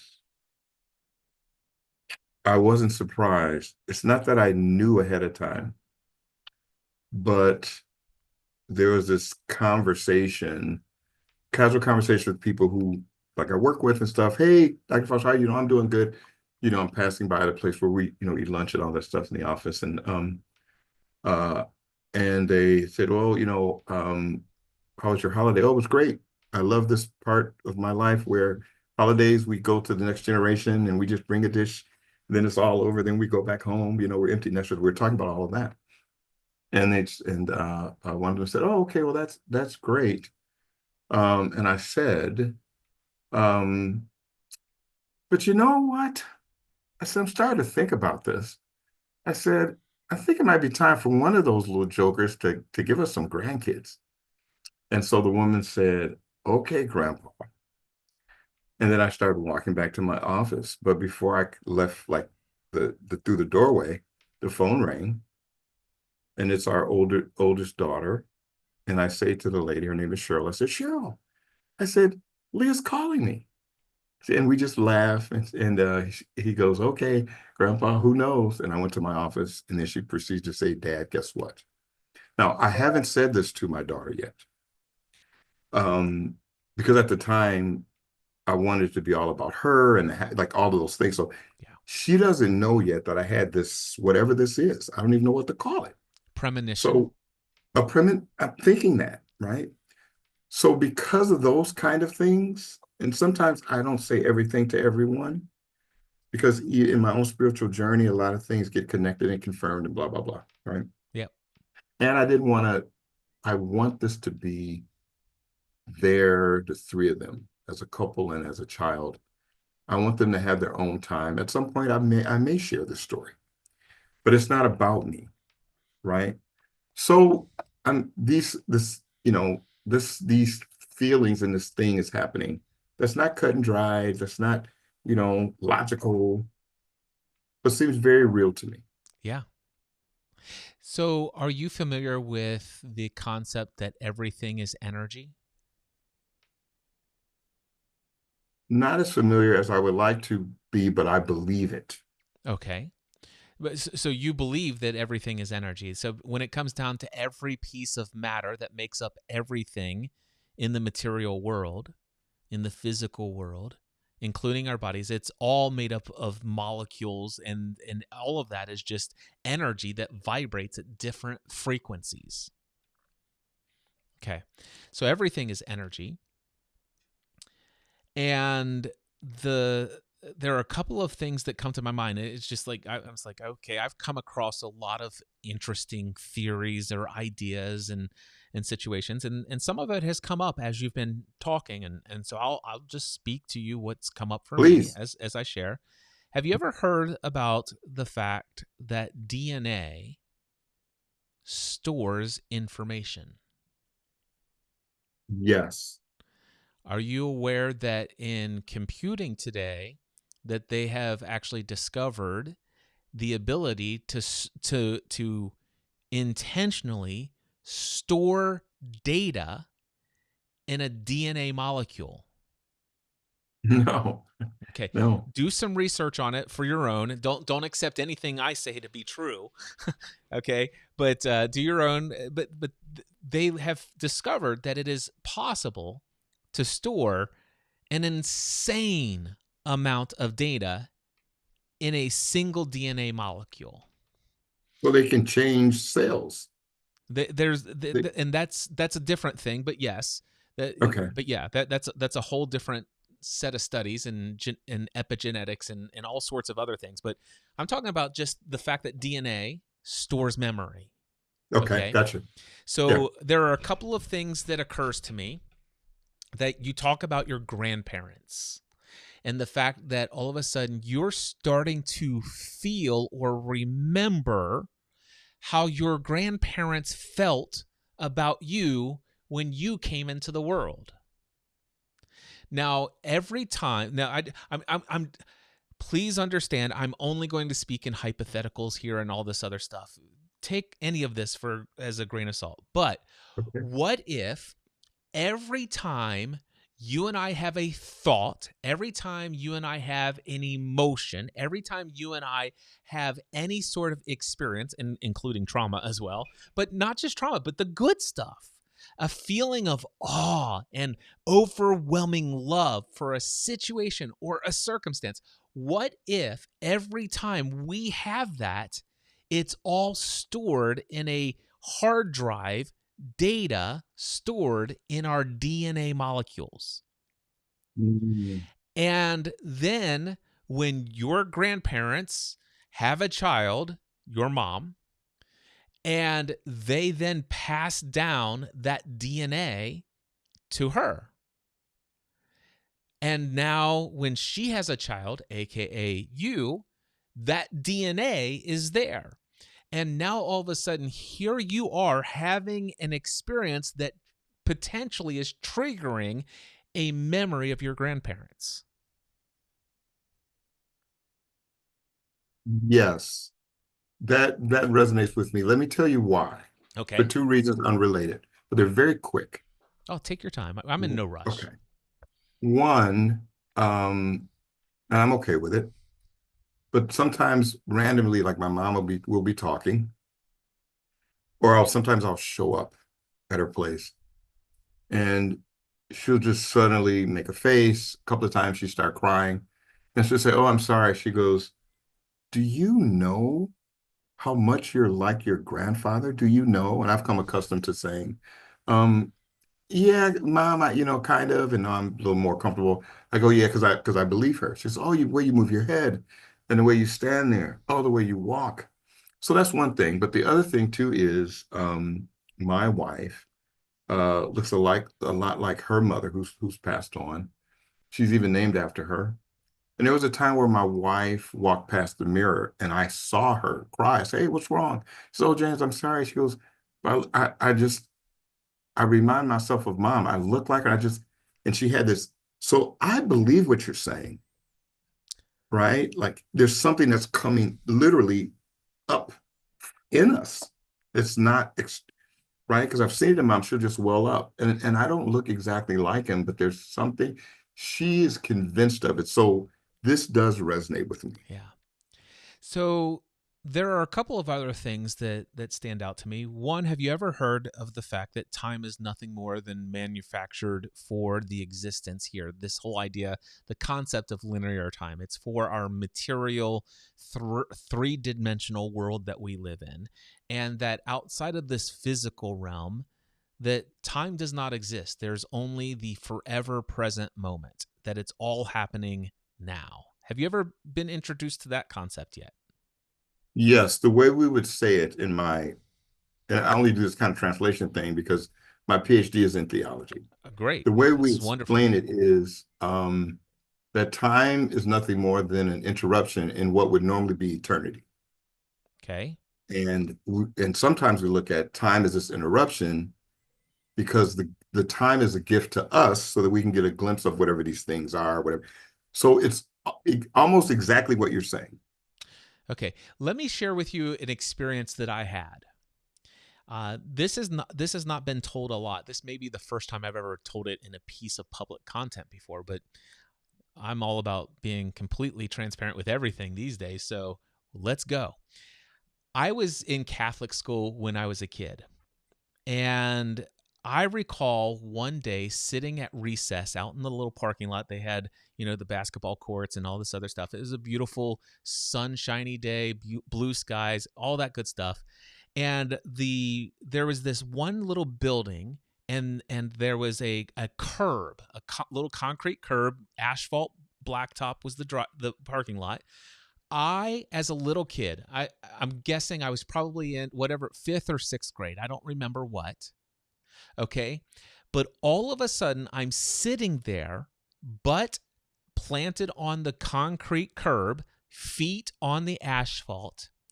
And for some reason, I am absolutely aware of an older version of me sitting in a car in that parking lot. Now, that car is not there. Physically, you can't see it. But I am aware of an adult version of me sitting in a car in one of those parking spots, looking at me on that curb, sending me love. I needed that at that moment because I was one of those kids that was shunned by everyone in this school. I was bullied, beat up, hit. I was treated unfairly, and I was this loner kid out on park. The reason why I was by myself sitting on this curb because nobody wants to play with this guy over here. And so I was feeling so down, so despondent. And all of a sudden I look up and I don't see with my eyes, but it was very real, an adult version of me sitting in the car, sending myself love, saying, you're going to get through this. Your life is going to be amazing. This is just a season of your life. You've got so much to look forward to. You're going to love your life. It's going to be amazing. I just felt this. These words didn't come, but just a knowing came. After I had what I call my spiritual awakening, I felt a pull to drive to that school. I pulled my car into that parking spot, and I saw the child version of me and sent that message.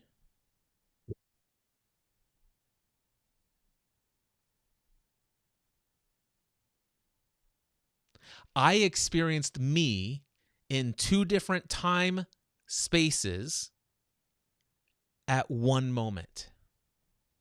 Mm. And what I can tell you is, since having that experience,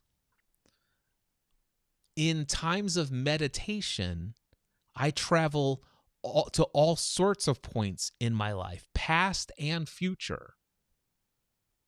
And not just in my life, but I go to other people in other places and send messages. And the whole reason why on earth, James, am I sharing any of this with you? Go back to what you said at the very beginning of this conversation. I, 3 weeks ago, became a grandfather.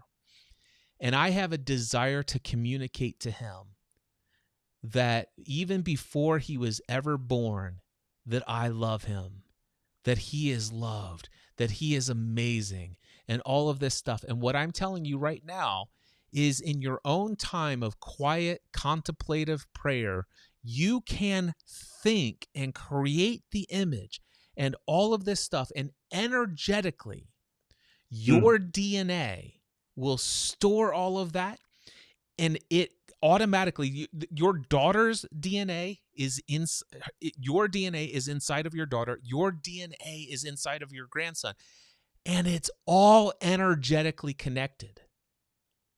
And what you store today still gets passed on. Now, I can't say logically that any of this is true, but it's what I felt led to share with you. Thank you for that. Thank you. I will end this with one something that happened to me when I was little, and perhaps you gave me um, a more accurate explanation of what actually happened. It's a real quick story. It's like when I was much younger, I had a problem sometimes just keeping my shoes tied, right? So, it was an ongoing thing where they say, James, tie your shoe, tie your shoe. If you don't tie your shoe, you're going to fall. And so that kind of happened on this summer day. And I went through most of the morning without tying the shoe. I remember because I'd be running or walking and looking at it. I just wouldn't do it. And at this point, I was cutting through a field. And as I cut through the field, there's this field house. There's a water fountain. There's a bulletin board. There are bathrooms on either side. And I remember going, oh, I need a drink of water. And I'm walking over to the water fountain towards the bulletin board. It's got, like, I don't know, whatever, notices on it, baseball, whatever it is. And after running around all day, I get ready. Maybe I'm 6 feet from the water fountain. And I hear something say, oh, there were these kids running around playing, like some older guys. And I remember kind of registering, and those guys look kind of tough, but I'm probably going to be okay, right? I hear them like laughing and maybe saying some things. And then I start to walk. And then I hear again, but this time overwhelmingly, tie your shoe. And I remember it scared me. So I bent down and I tied my shoe. At the exact moment that I bent down to tie my shoe, I hear, and I hear a bunch of laughing, and the kids are running away. And I look up, and right where my head would have been, the kids had thrown a bottle that had broken against the bulletin board and splashed right where my head would have been. Now, I never knew what was speaking to me. I just knew that that was a serious intervention. Yep. And I've carried that. But now the story you're saying is like, this thing about the storage is really, really intriguing to me. But anyway, I just wanted to mention that because I don't think any of this is coincidental. Yeah. Not after getting a random email. This conversation has been all over the place, and I don't know that everyone will fully comprehend or appreciate the level of what's taken place here. But James, I definitely appreciate this dialogue, and I have no doubt in my mind that it's accomplished far more than you and I are consciously aware of. I agree with you. Thank you, my friend. It's good seeing you again. it's blessings to see you again. I'm thrilled that Clubhouse brought our paths together so many years ago. Ironically, is my desire to recreate some of the Clubhouse magic using the similar, let me create a Ask Me Anything. I mean, you were involved in so many of those live sessions, and I'm like, man, I really miss inviting people to a space, asking people to come up and join me in conversation. And the fact that we get to do it with video and I get to see your face, this is amazing. So thank you. Thank you for opening your email. Thank you for clicking the link. Join me anytime in the future, my friend. I sure will. All right. Thank you. All right. Goodbye, everybody. Blessings. Blessings. All right, Boone, I think you were up next. Let's I already check this out. I already got the thumbs up. He knows how to do it here. Let me just start there. Boone, how may I be of service to you today? Well, first of all, I want to apologize for my lighting. I live in Denmark and it is 11:05 p.m. here. So I'm sitting in front of this window that usually gives me lovely lighting from outdoors when I'm on calls. But Cliff, I don't have a question. I just wanted to tell you thank you for the way you have shown up in the world over and over again over the years. I think this is the very first time we've had a chance to talk, but I know we've shared just a couple of emails, a handful of emails over the years. I've been following you on and off since the show was called Podcast Answer Man. And I wanted to tell this little story here and hope that this can encourage you in what you're doing. I have a close group of friends from the United States. I've been in Denmark for 3 years, and we just keep up through a message thread. And one of my dear friends, we've been friends for 20 years, maybe 20, I'm trying to think, we were 18 and I'm 41 now. So 23 years, this guy and I have been friends. And I'm going to tell you specifically some things he said. So I'm not going to say his name. Okay. As I guess an effort of, what do you call that? Anonymity. Anonymity. Thank you. He's talking through this work that he's been doing in his life, and he's describing this version of himself that he's becoming, and he's celebrating with us this best version of himself that he's ever experienced. And one of the things he said was, this is all part of the healing work I'm in at the moment, realizing the infinite possibility that exists within me as a creative consciousness and as a part of the divine creative force that permeates throughout time and space. Much of this is coming from the new awareness of my limiting beliefs, scripts I've operated out of that I believe have had a dramatic effect on how I have lived my life up to this point. He goes on, but you probably understand where I'm going with this, that when he said limiting beliefs, I thought of Cliff Ravenscraft. And I said later, I encouraged him. I even apologized to him for some of the complicity that I had over the years and in some of those limiting beliefs. And I said, now I'm interested in hearing more about these. I've been following a guy called Cliff Ravenscraft for years, and he started talking about tackling his limiting beliefs some number of years ago. I've thought about it quite a bit over the years. And I asked him more about it, and he said, I remember you telling me about Cliff. So that's just like one very small example of you showing up in the world, presenting your true and honest self. And I just can't fathom the number of lives that your life has touched and influenced for the better over the years.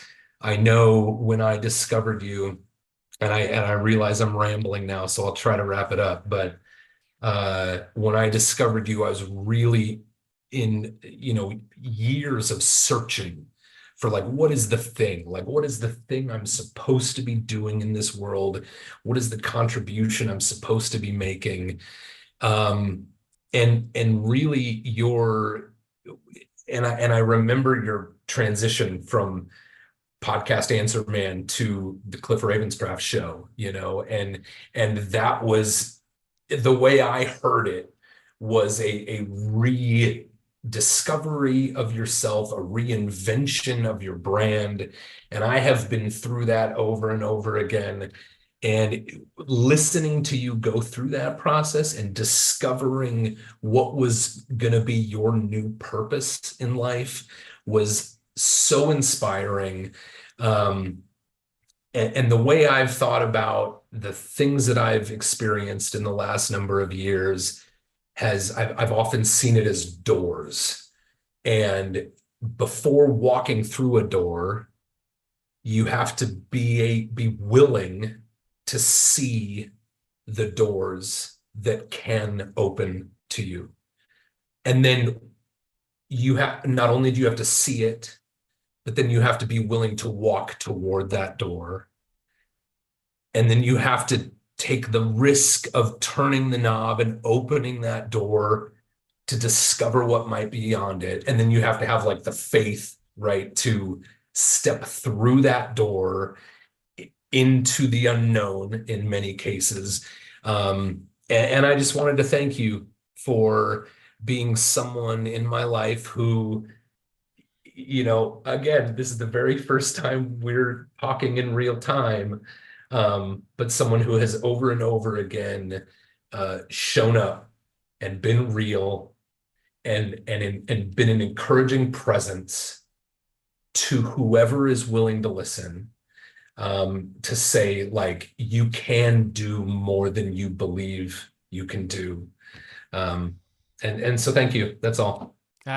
Well, I am very honored, and I love the reflection of what you've witnessed in your journey of following me, what it's brought up within you. I love the metaphor of being able to first be aware of multiple doors of opportunity. I love the idea of having the courage to step up to the door. I love having the courage to turn the knob and open the door and see what could potentially be on the other side.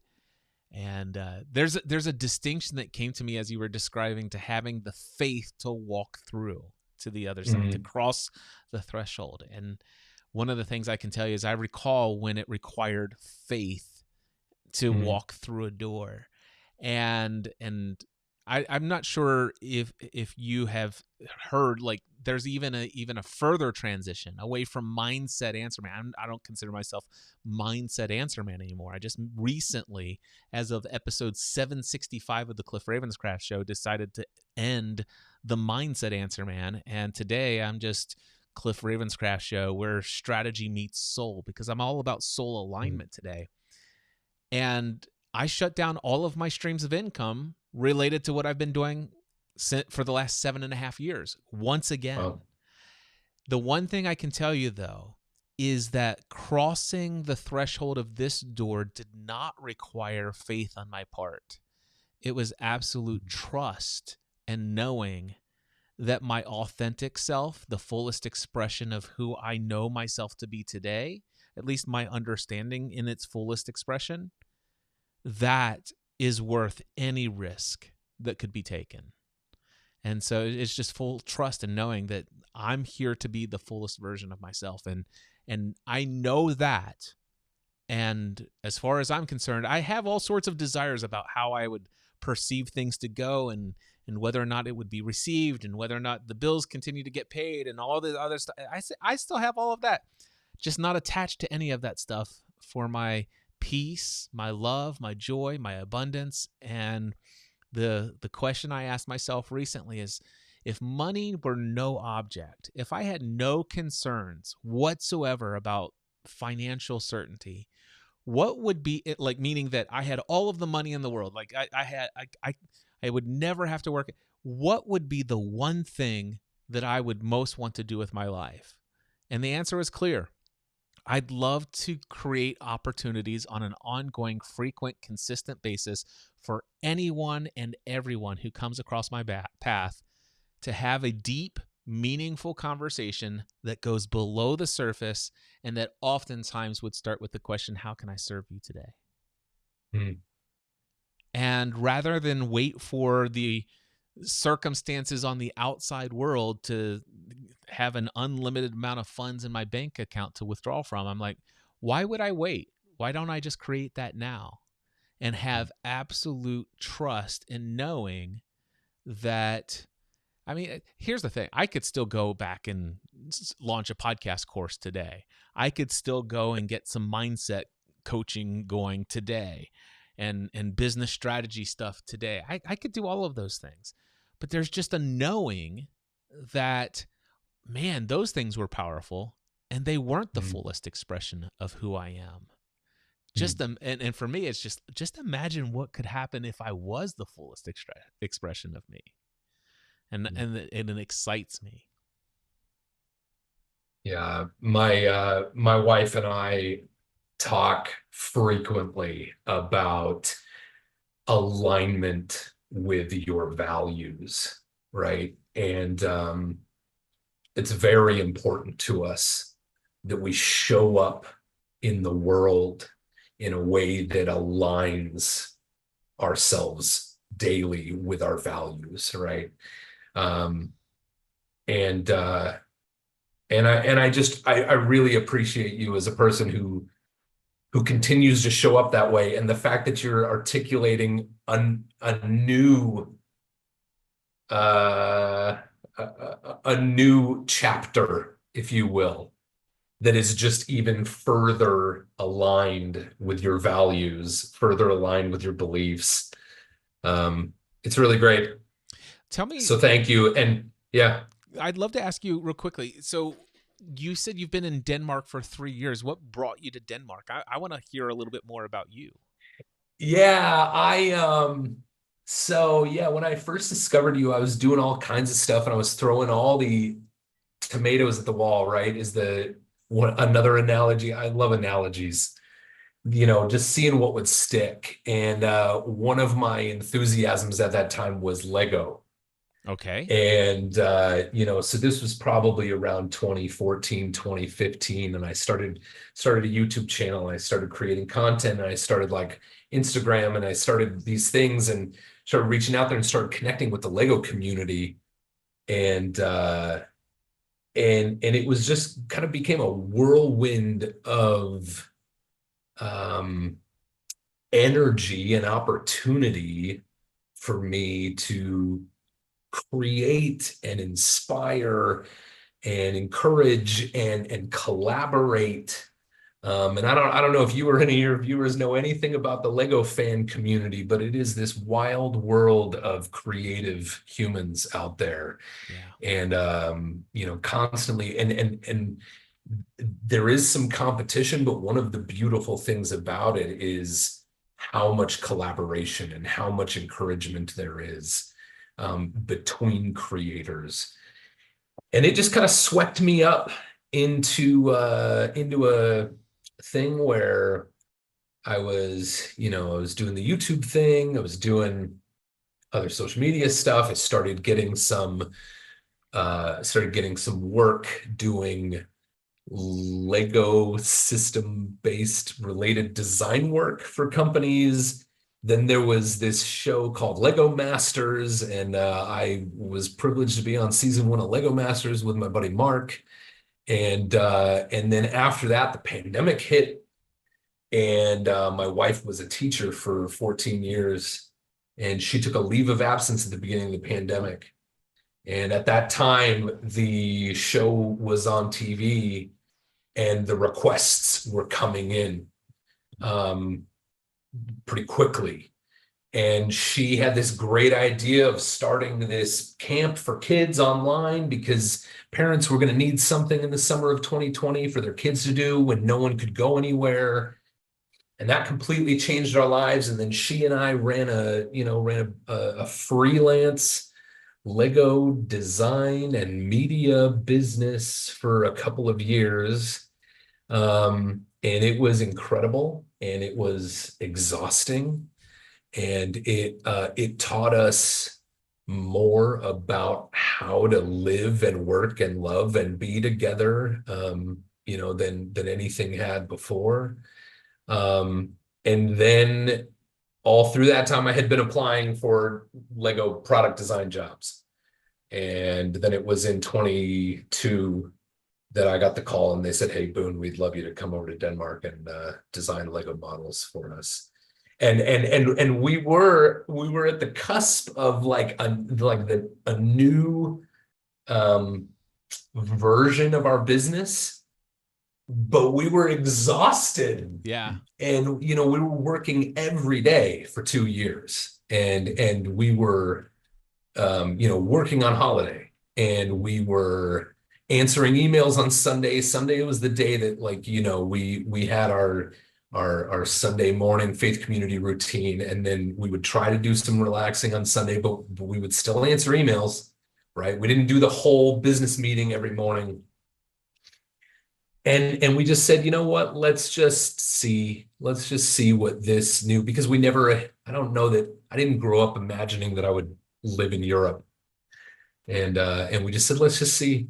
And so we took the plunge. And I think I sent you an email around that time, like saying, like, how do I reconcile this thing? Because for years I didn't want to work for somebody. And then I had this great life, for a couple of years we were building this thing ourselves.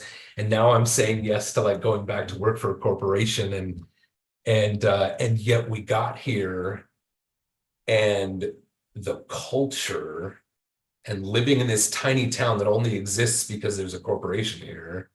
And so during the week it's bustling, but on the weekends it's just calm and peaceful, and hardly a car drives down our road. And somehow this way, and I think I sent you this email 3 years ago now, probably, saying like, how do I reconcile this thing? Like, how do I know if this is like the right choice? And I'm sure it wouldn't be for everybody. And every now and then I have a glimmer of like, what would we have been able to create if we'd kept on that path? But it has also created this wonderful breath of fresh air for us while we focus on the tasks that allow us to be able to bring a very specific kind of goodness into the world. And it let us take a break from trying to do it all, which I know you understand. But anyway, that's how I got here. So now I'm a model designer for the Lego Group. That's awesome. I also continue to be connected with the Lego Masters thing, and I'm going to do more of that. But it's been a wild ride. It's been a wild ride, and I tell you, not a bit of it would have been possible if it weren't for people like you saying like you can do the things that you can't even imagine yet. And it has brought our family halfway around the world, and we have opportunities that we can see in front of us that we wouldn't have even imagined 3 years ago when we got here. And so again, thank you for being one of those people who is just sort of continually an encouraging presence. Every now and then I see Cliff Ravenscraft in my email, and I go in and I read those emails, and every single time it's encouraging. So thank you very much. Yeah, I love that. And do you and your wife have children? Yeah, we do. We have 2 daughters, 14 and 10. Wow. I'm so excited. There's a part of me that just wonders what life would be like to pick up and move to Denmark or some other European country where there's such a vast different culture and a different pace of life and all of those other things. So it's fun to imagine the opportunities like that. So I don't recall what I might have said in that email, but I'm sure it was Doesn't something matter. like there is no such thing as the right or the wrong path, and you just do it Yeah. and follow your heart. There's no doubt in my mind that it was something along those lines. Question for you: did you have any part of the Twilight Lego set? The house, the Cullen house? My friend Laura designed that model. That came through ideas. So that was designed by a fan designer who Okay. submitted it online and got, the 10,000 votes of support you need to be considered. And I don't actually know the fan designer, but then it's handed over to a model designer in the Lego group. And I actually sat right next to Laura when she was finalizing that model. So yeah. The fun part is I'm not a Lego person myself. I mean, I played with some Legos when I was a kid, but nothing like ongoing. But I will say I'm tempted to get myself the Cullen house and to build that and just set it here behind me. That's a nice looking set. I'm sure you would love it. Just one more comment just on my girls and moving over here. My dad was a machinist for his entire adult life, and he was able to retire a few years ago. But my entire experience was my dad was a blue collar worker, and he just worked and worked and worked so that we could have a good life. And somehow he instilled in me because I got the impression that he didn't get to do what he wanted to do. Mm-hmm. He did what he felt was necessary for us. And somehow he instilled in me that I could do anything I want to do. So he was another presence in my life, like I've described, right? And of course, it's a chorus of voices, right, that influence us. But I like to think if my dad somehow instilled in me that I could do anything I want to do, I hope that this move has instilled in my kids that they can go anywhere they want to go, I'd love to ask you a question, and that is, was it all sunshine and rainbows, this journey of yours, like having the idea to start out in Lego stuff and then you get this opportunity, that opportunity, that opportunity? Was it all ups, or were there some downs along the way, some challenges? Well, I got to tell you, for years, I didn't really know what I wanted to do when I went to college. I came out of college with a business administration degree and a communications minor. I got a job in IT because I knew someone at a place that was hiring. That didn't satisfy me for very long. And then my wife was a teacher for many years, and she went back to get her master's.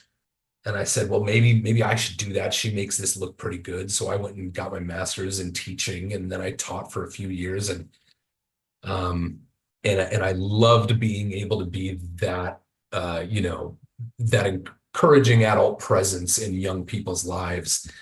But I never felt a fit with the, how do you say, organizational side of being a good teacher, I guess. Yeah. Then I had a buddy who was like starting up a video production company on his own, and that was growing, and he was working with people in the speaking industry. I don't know if you know the National Speakers Association. I presume you probably work with some of those folks.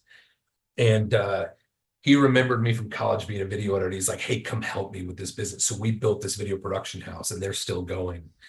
But it was through that time. So I would say that for years, and that probably represents 12 to 15 years of my life from college into my early 30s of really sort of constantly questioning, like, what am I supposed to be doing? And then there were a handful of years where I was really just like on my own. I converted my garage, a 2-car garage in Oregon, first into a video studio for YouTube stuff. And then that was like some like woodworking and some like, I've always been interested in toys. And then it sort of like gradually over a few years transitioned to like, okay, Lego is the thing. that seems to be creating these opportunities for me, or at least seems to be presenting me with these doors to open. And so it was all through that. There was a tremendous amount of uncertainty, and I owe a huge credit to my wife, who was working the steady job throughout those years, and not getting too impatient with me while I tried to find what my thing was supposed to be. And I wouldn't even say that like Lego or the Lego product or the Lego company is like the thing. It's just a path that has allowed me to be the presence in the world and have the impact on the world, and particularly inspiring creativity for kids and adults. That's really, I could go on and on about what that means to me. So it's not necessarily that it had to be Lego. It just became that was my path. But it really was all those years of uncertainty trying to find the path. And of course, the financial question marks and fear that come with like not being quite sure what is coming next. So that certainly was not sunshine and rainbows. And I will say it has been a lot more sunshine and rainbows for the last, let's say, 5 years. And of course, there are challenges to moving to a place that is a complete other side of the world, a place where English is not the first language. It's not easy immigrating to another country. So there are moments where that's not sunshine and rainbows, but it has felt pretty great. Yeah. For a while, I guess I'll say. I don't know if that answers your question. It answers it perfectly. And up until right about there, I was questioning, would I actually create an episode of the Cliff Ravenscraft show out of this particular section of the live stream today? And the answer is now yes, because the real value I think that just came out of this is not the overwhelming glossy praise of how awesome Cliff is at the beginning of the conversation, although I enjoyed it. My ego was like, yay. No, but seriously, I will say that what I love about it is to hear about your journey, your early story, to hear that you've found, it's not your forever thing, obviously, but in many ways a dream job. You said, gosh, I'd wanted a position to be a Lego creator or whatever, designer for years, and I had applied for years, and then as a result of this, and I created this channel, and I got this, and I was on this television show, and then this happened, and now I'm in Denmark, and I got this job, and a lot of people hear that, and it's like, man, that's great for him. But that could never be possible for me, because I don't have all the steady certainty of financial income, and I don't have this, and I hear the story over and over again about why they can't do these things.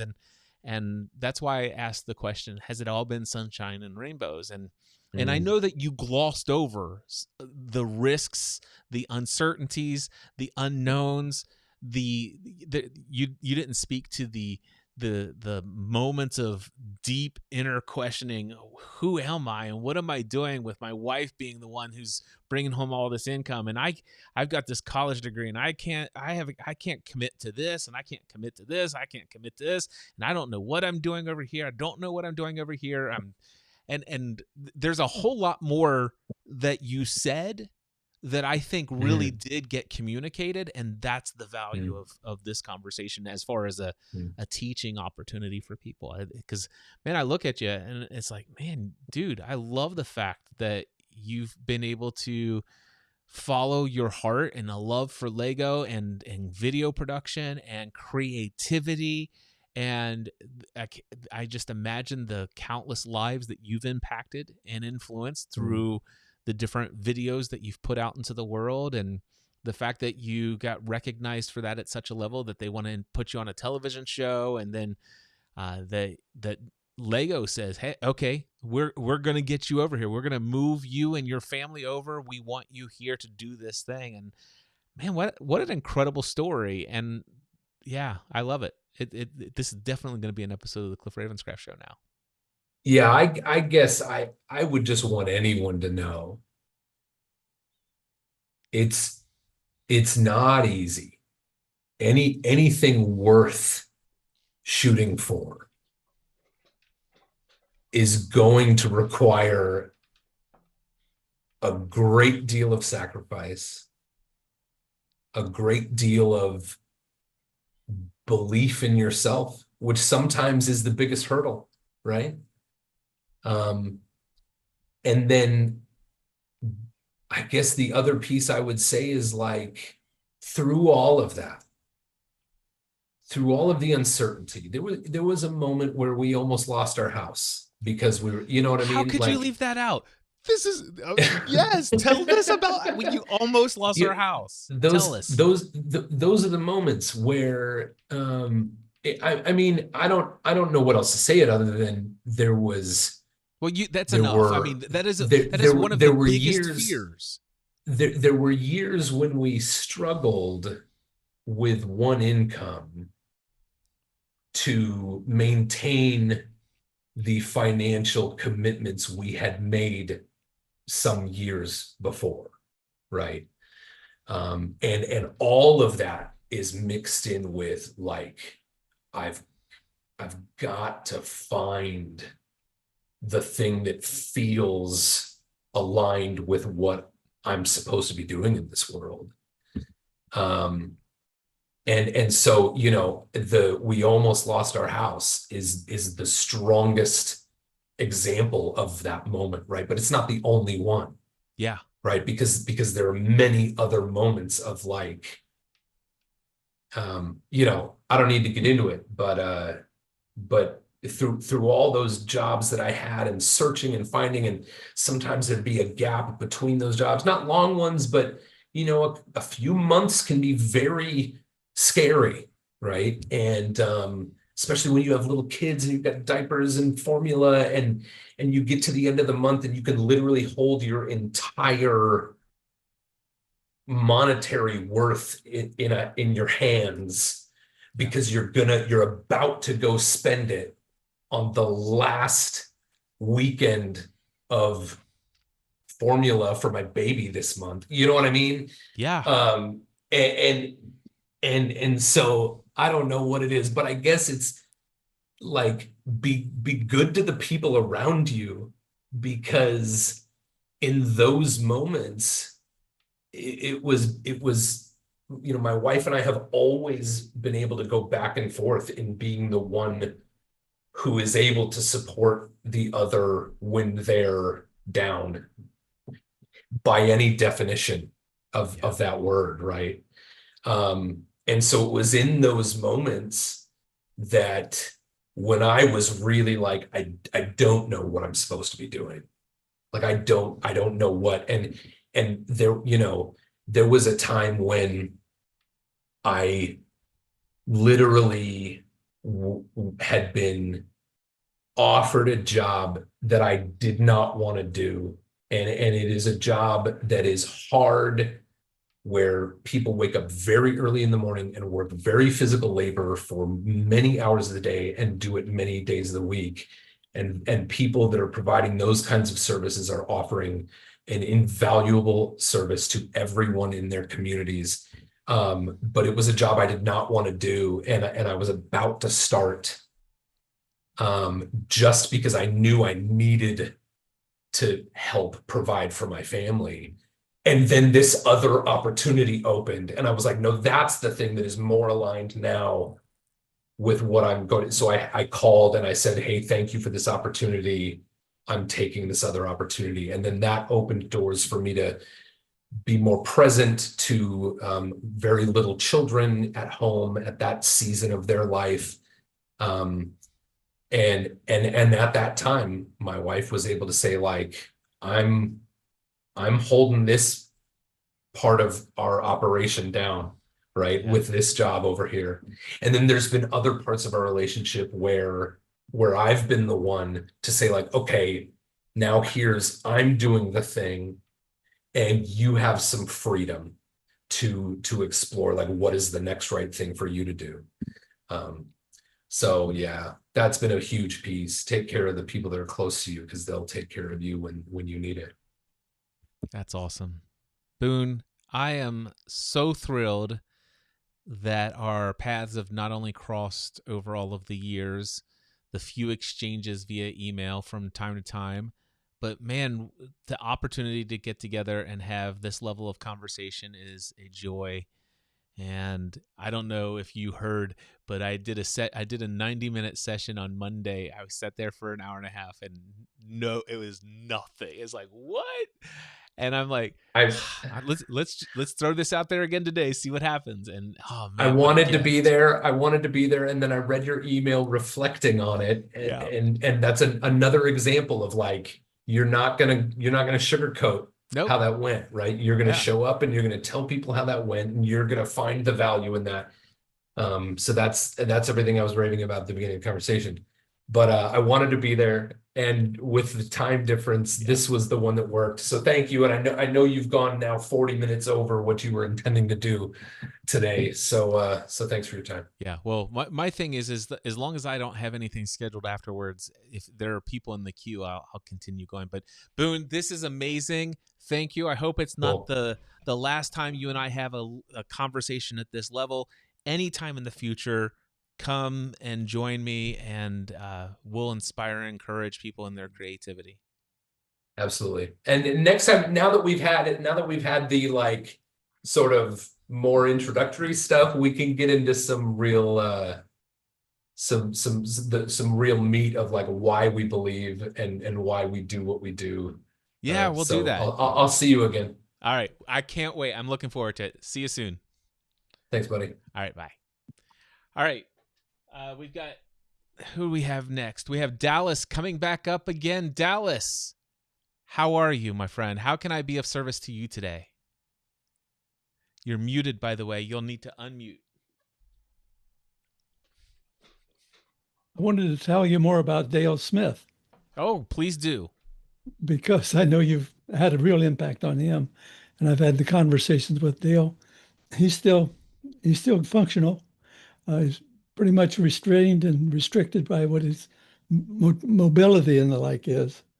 But he's, and again, my older brother, since he's 91 or 92 probably by now, and I'm the younger brother, and I'm in my 89 plus 4 months into my 90th year of my life. And so I think it would be interesting for you to either get one of us or both of us on and think about having a conversation with us collectively about the challenges of being older persons and dealing with whatever we're dealing with. I'm really wanting to capture more of what Dale has done, because I think it's been remarkable what has done, and he has a mutual respect and excitement about what it is my journey's been like. Yeah. But I missed out on the Monday session. But again, I'm still on listening. I believe listening can be done simplified. And I think it can be taught simplified. And so I've got AI working with me, and I'm really finding that interesting. I've got 70 pages of me pursuing questions with AI that's given me some really interesting and amazing, surprising, valuable reminders of me having been exposed to an awful lot of formal education, with having earned 4 college degrees, and still in a learning mindset, knowing that I'm making a lot of shifts. And there's a lot that I want to stand behind young guys like you and be of any kind of assistance and encouragement to you, as is in my time. I'm really looking label myself as a green room guy. For some number of years, my conversations were in the green room with the people that are on the platform, because I've not chosen to be featured on the platform any longer. I've had a long history of being a solopreneur all my adult life. And so I've not been employable, is the way I describe myself, because I've really been an entrepreneur. And there's a lot of interesting, awesome things that God's provided for me that I could never have imagined when I left the farm about 150 miles from where you live right now, up the road in Ohio. And my family farm is still being operated by the family members after all these years in Troy, Ohio, above Dayton. So anyway, sometime right now I'm behaving like I'm over talking, which is one of my challenges now as a listening coach, is to practice what I teach. And that is to lead with your ears, follow with your tongue, and let anger straggle behind. And what I'm finding is that a lot of times you do an awesome job of listening. And yet when we actually have something that we are prompted by I think by the Lord, oftentimes I'm surprised by the questions that come to my mind. And that's why I have my chair on my screen, and my filter is because I got one of the team on call, even in a conversation like this. And so somebody asked me a really tough question. I might say, that's a great question. I wonder who in the team's available to see what their point of view would be. Well, what do you mean team? Well, I don't know if you're ready to be introduced to my team yet. And so I play with them a little bit. And then I talk about the Father, the Son, or the Holy Spirit. I'm always knowing that they're with me because that's what they offered. And that's how I want to live all the days of my life, and yet not be obnoxious about it, but actually lead with my ears, and finding that, as others have written, the most impactful way to have developed trust is to listen. Because when somebody believes they're actually being heard, which is not commonly available in humanity, we've not really been taught to listen. And I think listening can be done simply. And I know you're over time here, and I wanted to come on and encourage you, but also to listen and watch you work still, and you do an awesome job. But it's, again, a matter of when I listen to somebody think out loud and give them the benefit of what I think they're saying, or by God's Holy Spirit providing me with saying, you just brought up frustrated. Do you want to tell me more about frustration for you? So I end up now, having been the answer guy, is I'm really the discovery conversation guy. Because I can discover an awful lot about myself when I lead with my ears and follow with my tongue, and let anger strangle behind frustration. Why can't they get this and all that? So part of my challenge is guys like yourself and others. I think we could get a lot more mileage out of the ones who are sharing when we learn to capture. I think I'm getting this from what you're saying. Could you put more words to that and draw more from them before we then offer what it is we have as insight and the like? So it's just a matter of slowing down is what I would encourage and do encourage and want to practice myself. Because the more they can talk with me 80% of the time, ideally, they're going to discover more, because when they hear their own declarations and when they're limiting beliefs, so you saw this and this is the way you saw life. What would you say to that guy if we were to reverse roles? So when I ask them to reverse roles, they start telling me all the right answers. And I'm saying, that's awesome. So it's the little things like that I've learned that are sort of small elements. But it's just, again, recognizing when we actually hear our thinking out loud, that's when we actually might even change some things, when we hear our thinking and hear our limiting beliefs and can say, do you know what I just heard a guy tell me today? He had this and this happen for himself, and I'm telling their story back to them. So what would you say to this guy, since you wanted to be helpful to him, assuming you do? What would you say to them? And so they catch on right away, and now they're still starting to tell themselves. And a guy with a PhD in psychology knows that if I can get them to say what it is they want to do, it increases the probability they do it. If I tell them what to do, it just does not produce And I've been in the pulpit, and I've been in thousands of little one-on-one conversations and family conversations and group conversations. But it's what they hear. It's not what we say. And we sometimes don't check. So what did you hear was my suggestion for you to consider, not a direction for what you should do.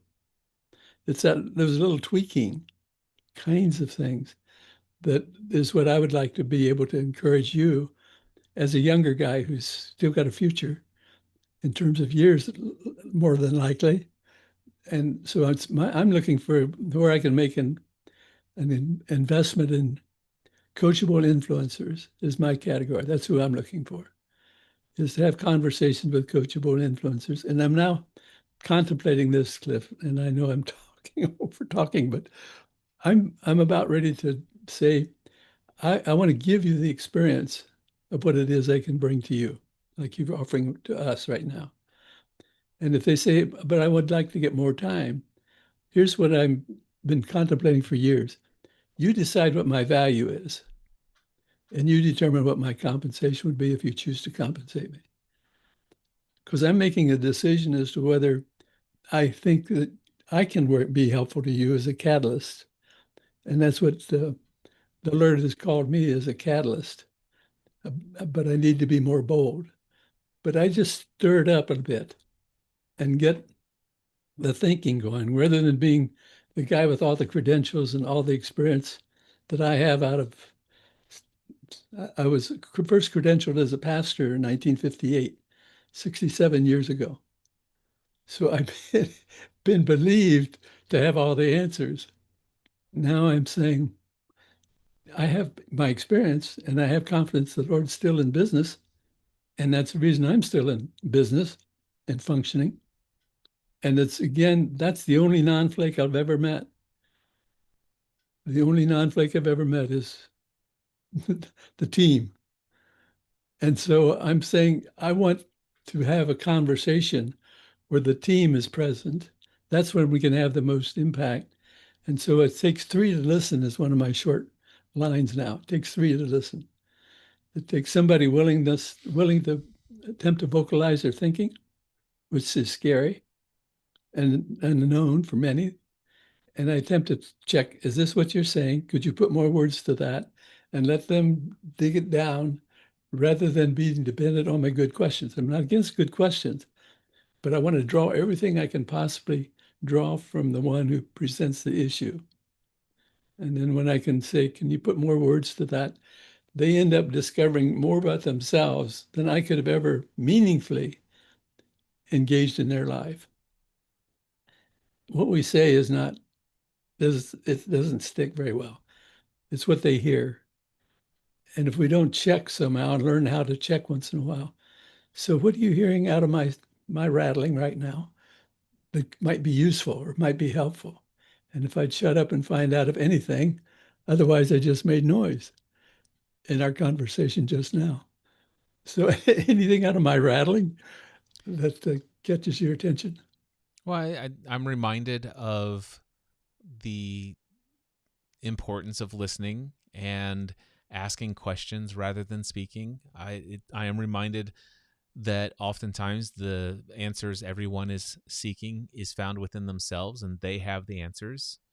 Yes. They are more likely to hear and follow the advice that comes from within rather than being Yes. told from without. Yes. And yeah, I'm also very keenly aware that this is the third time you've showed up and expressed an interest in coaching me. I've not yet heard any specific invitation or anything like that. I will say that I'm not currently seeking that, but you know, that just is what it is. I'm fully committed right now with my time, effort, and energy. Sure. But Sure. I certainly appreciate that desire is there for you. So I'm aware of it. Yeah. I'm not necessarily at a place in this season of life where that is something I'm willing to schedule at this point. Yeah, but I'm not trying. I've actually done some bartering with some folks and I understand. thinking of it as a barter, so that it has to be mutually beneficial. Yeah. And so I'm just again, saying, I hear you. I'm not looking for coaching right now. I'm fully Right. committed. And I'm not pursuing you Okay. other than having the declaration right now. Fair enough. And I mean, I'm thrilled gonna- to hear that you're connected with Dale. I had not seen him on Facebook Live. He used to, I think his account got hacked many years ago, or about a Yes. year and a half, 2 years ago, and that Yes. kind of took his platform Yeah. out from underneath him. And I know he's got a lot of challenges with just things, but I'm thrilled that the two of you are connecting. I mean, he's such an incredible man. If you'd like, I'd give you his phone number. Sure, If I'd that- love that. Well, what do me not here? Do me a favor, send that to me via email. Okay. My email address is cliff@cliffravenscraft.com. Okay, but I'll give you this email, and he would be pleased to hear from you, because I told him that I had shown up on your screen, Yeah. and but I really he's really being challenged. I'm when I don't hear from him for a while, I'm wondering, well, how much longer can the void go? And he's doing well, but he's with his living actually with his grandsons at this point, and they're relocating and currently again. So Well, thank you. I would appreciate that if you email me and just drop his phone number into there. Very I good. have his email address. I could just send him an email as well. So reach out to him. Anything. He's I've done a lot of Zoom with him, but in the last 3 months or so, I've not had that much contact with him. But every time I see something you're available, I really want to encourage you to be aware of his Yeah. appreciation and recognition of how your wife brought the chair. Oh yeah. Yeah. After he spoke at Free the Dream conference, absolutely. Yes. So Dale's a treasure. That's for sure. yeah. Thank you. Dallas, Thank you for hearing me out. Absolutely. Thank you for joining again. I'll be back several more times this week. Many blessings Yes. to you, and we'll talk soon. Well, I've laid the bridge out, so I that's all understand. I'm after, and I'm not going to chase after you All righty, because my that's friend. okay. Thank you. Thank you. Thank you for your ministry too. Thank you. All right. Let's see here. Boone We is got one here. Okay. Boone is saying he's just Boone's- waving. So there's Zoom, and not everybody on the stream can see the live Zoom. Just so you know, Boone, it's just me. I see you. Of course, I'm waving down here because you're down here, but you're there. Anyway, for those of you who might be watching live or made it all the way to here for the replay, and there are a handful of you on the replay, or I'm not on the replay, but on this live at the end here. Just want to say how much I appreciate you. You can see cliffravenscraft.com/join right here. And I'm going to be here. Let's see, this is Tuesday. Yeah, 3 more times this week. And as far as I know, for as long as this makes my soul sing, and let me tell you, my soul is singing right now. For as long as this makes my soul sing, I'm going to continue hosting these Ask Me Anything live events here on live stream and hosting a Zoom call. My anticipation is to be of support and encouragement. I'm always looking for deep conversation below the surface, something meaningful. That's what I want. Just beyond the fluff and stuff that is typical of just casual chit chat. Those kind of things bore me. But if you want to have a deep, meaningful conversation, I'm all in for it. And I would love if there's any way I can be of service to you.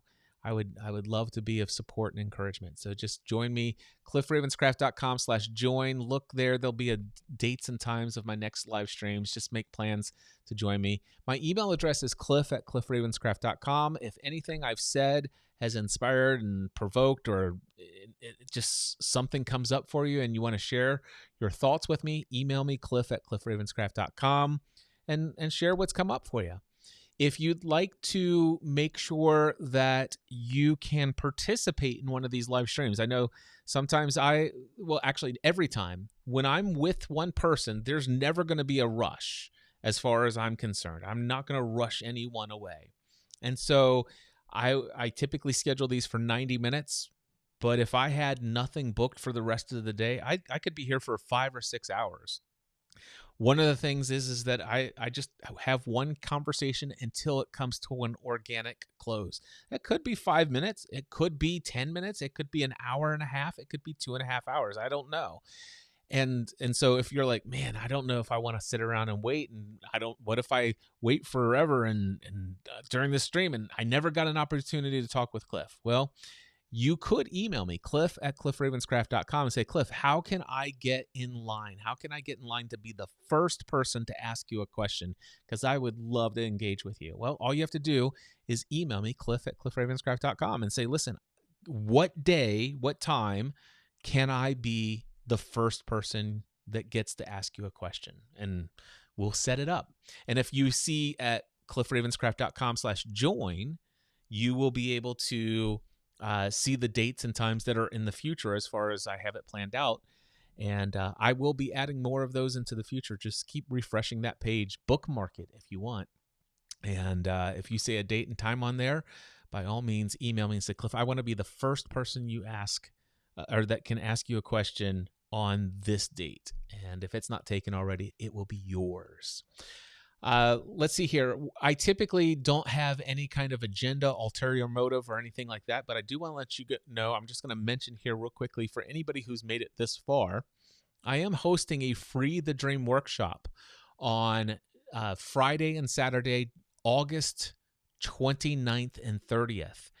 And this will be the first time in 2 years that I've done the Free the Dream workshop. And the Free the Dream workshop is for anyone out there who is seeking strategies for how to free that dream inside of you. Maybe you have some trouble figuring out clarity about what your dream is, what it is you want to create, who you want to be in this world. Or maybe you have a lot of clarity about what your dream is, but it seems to always elude you and you're struggling to turn your dream into reality. Whatever your case may be, Free the Dream is something that I would love to offer you as an avenue to come and explore more about what makes your soul sing and to live a life of alignment and to create something in this world that is the expression of your authentic, true self in the world. Again, it is going to be Friday and Saturday, August 29th and 30th. I'm not going to send you to a website right now. Just if you are at all intrigued based upon that little bit of information, just email me, cliff@cliffravenscraft.com, and put Free the Dream Workshop in your email so that I know that that's what you're asking about and we can get you some details. It's going to be limited to no more than 50 people. And this will be the first time I make this announcement right here, right now. The interesting thing, this is the first time we're going to play around with the idea of pay what you want. That's right. Pay what you want. And we literally mean that. Real quickly, Jed has logged in here at the last minute. Jed, if you are there and you turn your camera on and give me a thumbs up and say, I want to ask you a question before you shut down the live stream, by all means, do that. Otherwise, this is the last call. And if, by the way, if anybody else is watching right now, you go cliffravenscraft.com/join. You could pop in here at the last minute and ask me anything. I'm still available to be of service and encouragement, but I don't see any camera or any comment from Jed. So Jed, last call here for you. Feel free to either type into the Zoom chat or unmute yourself, turn on your camera, and we could be engaging here within seconds. Nothing. Going once. Going twice. And nothing heard. So cliffravenscraft.com/join. Many blessings to you all. I will be back soon and I look forward to the opportunity to be of support and encouragement. Until next time, I hope you find all of the peace, love, joy, and fulfillment you've been searching for your entire life within you. Bye.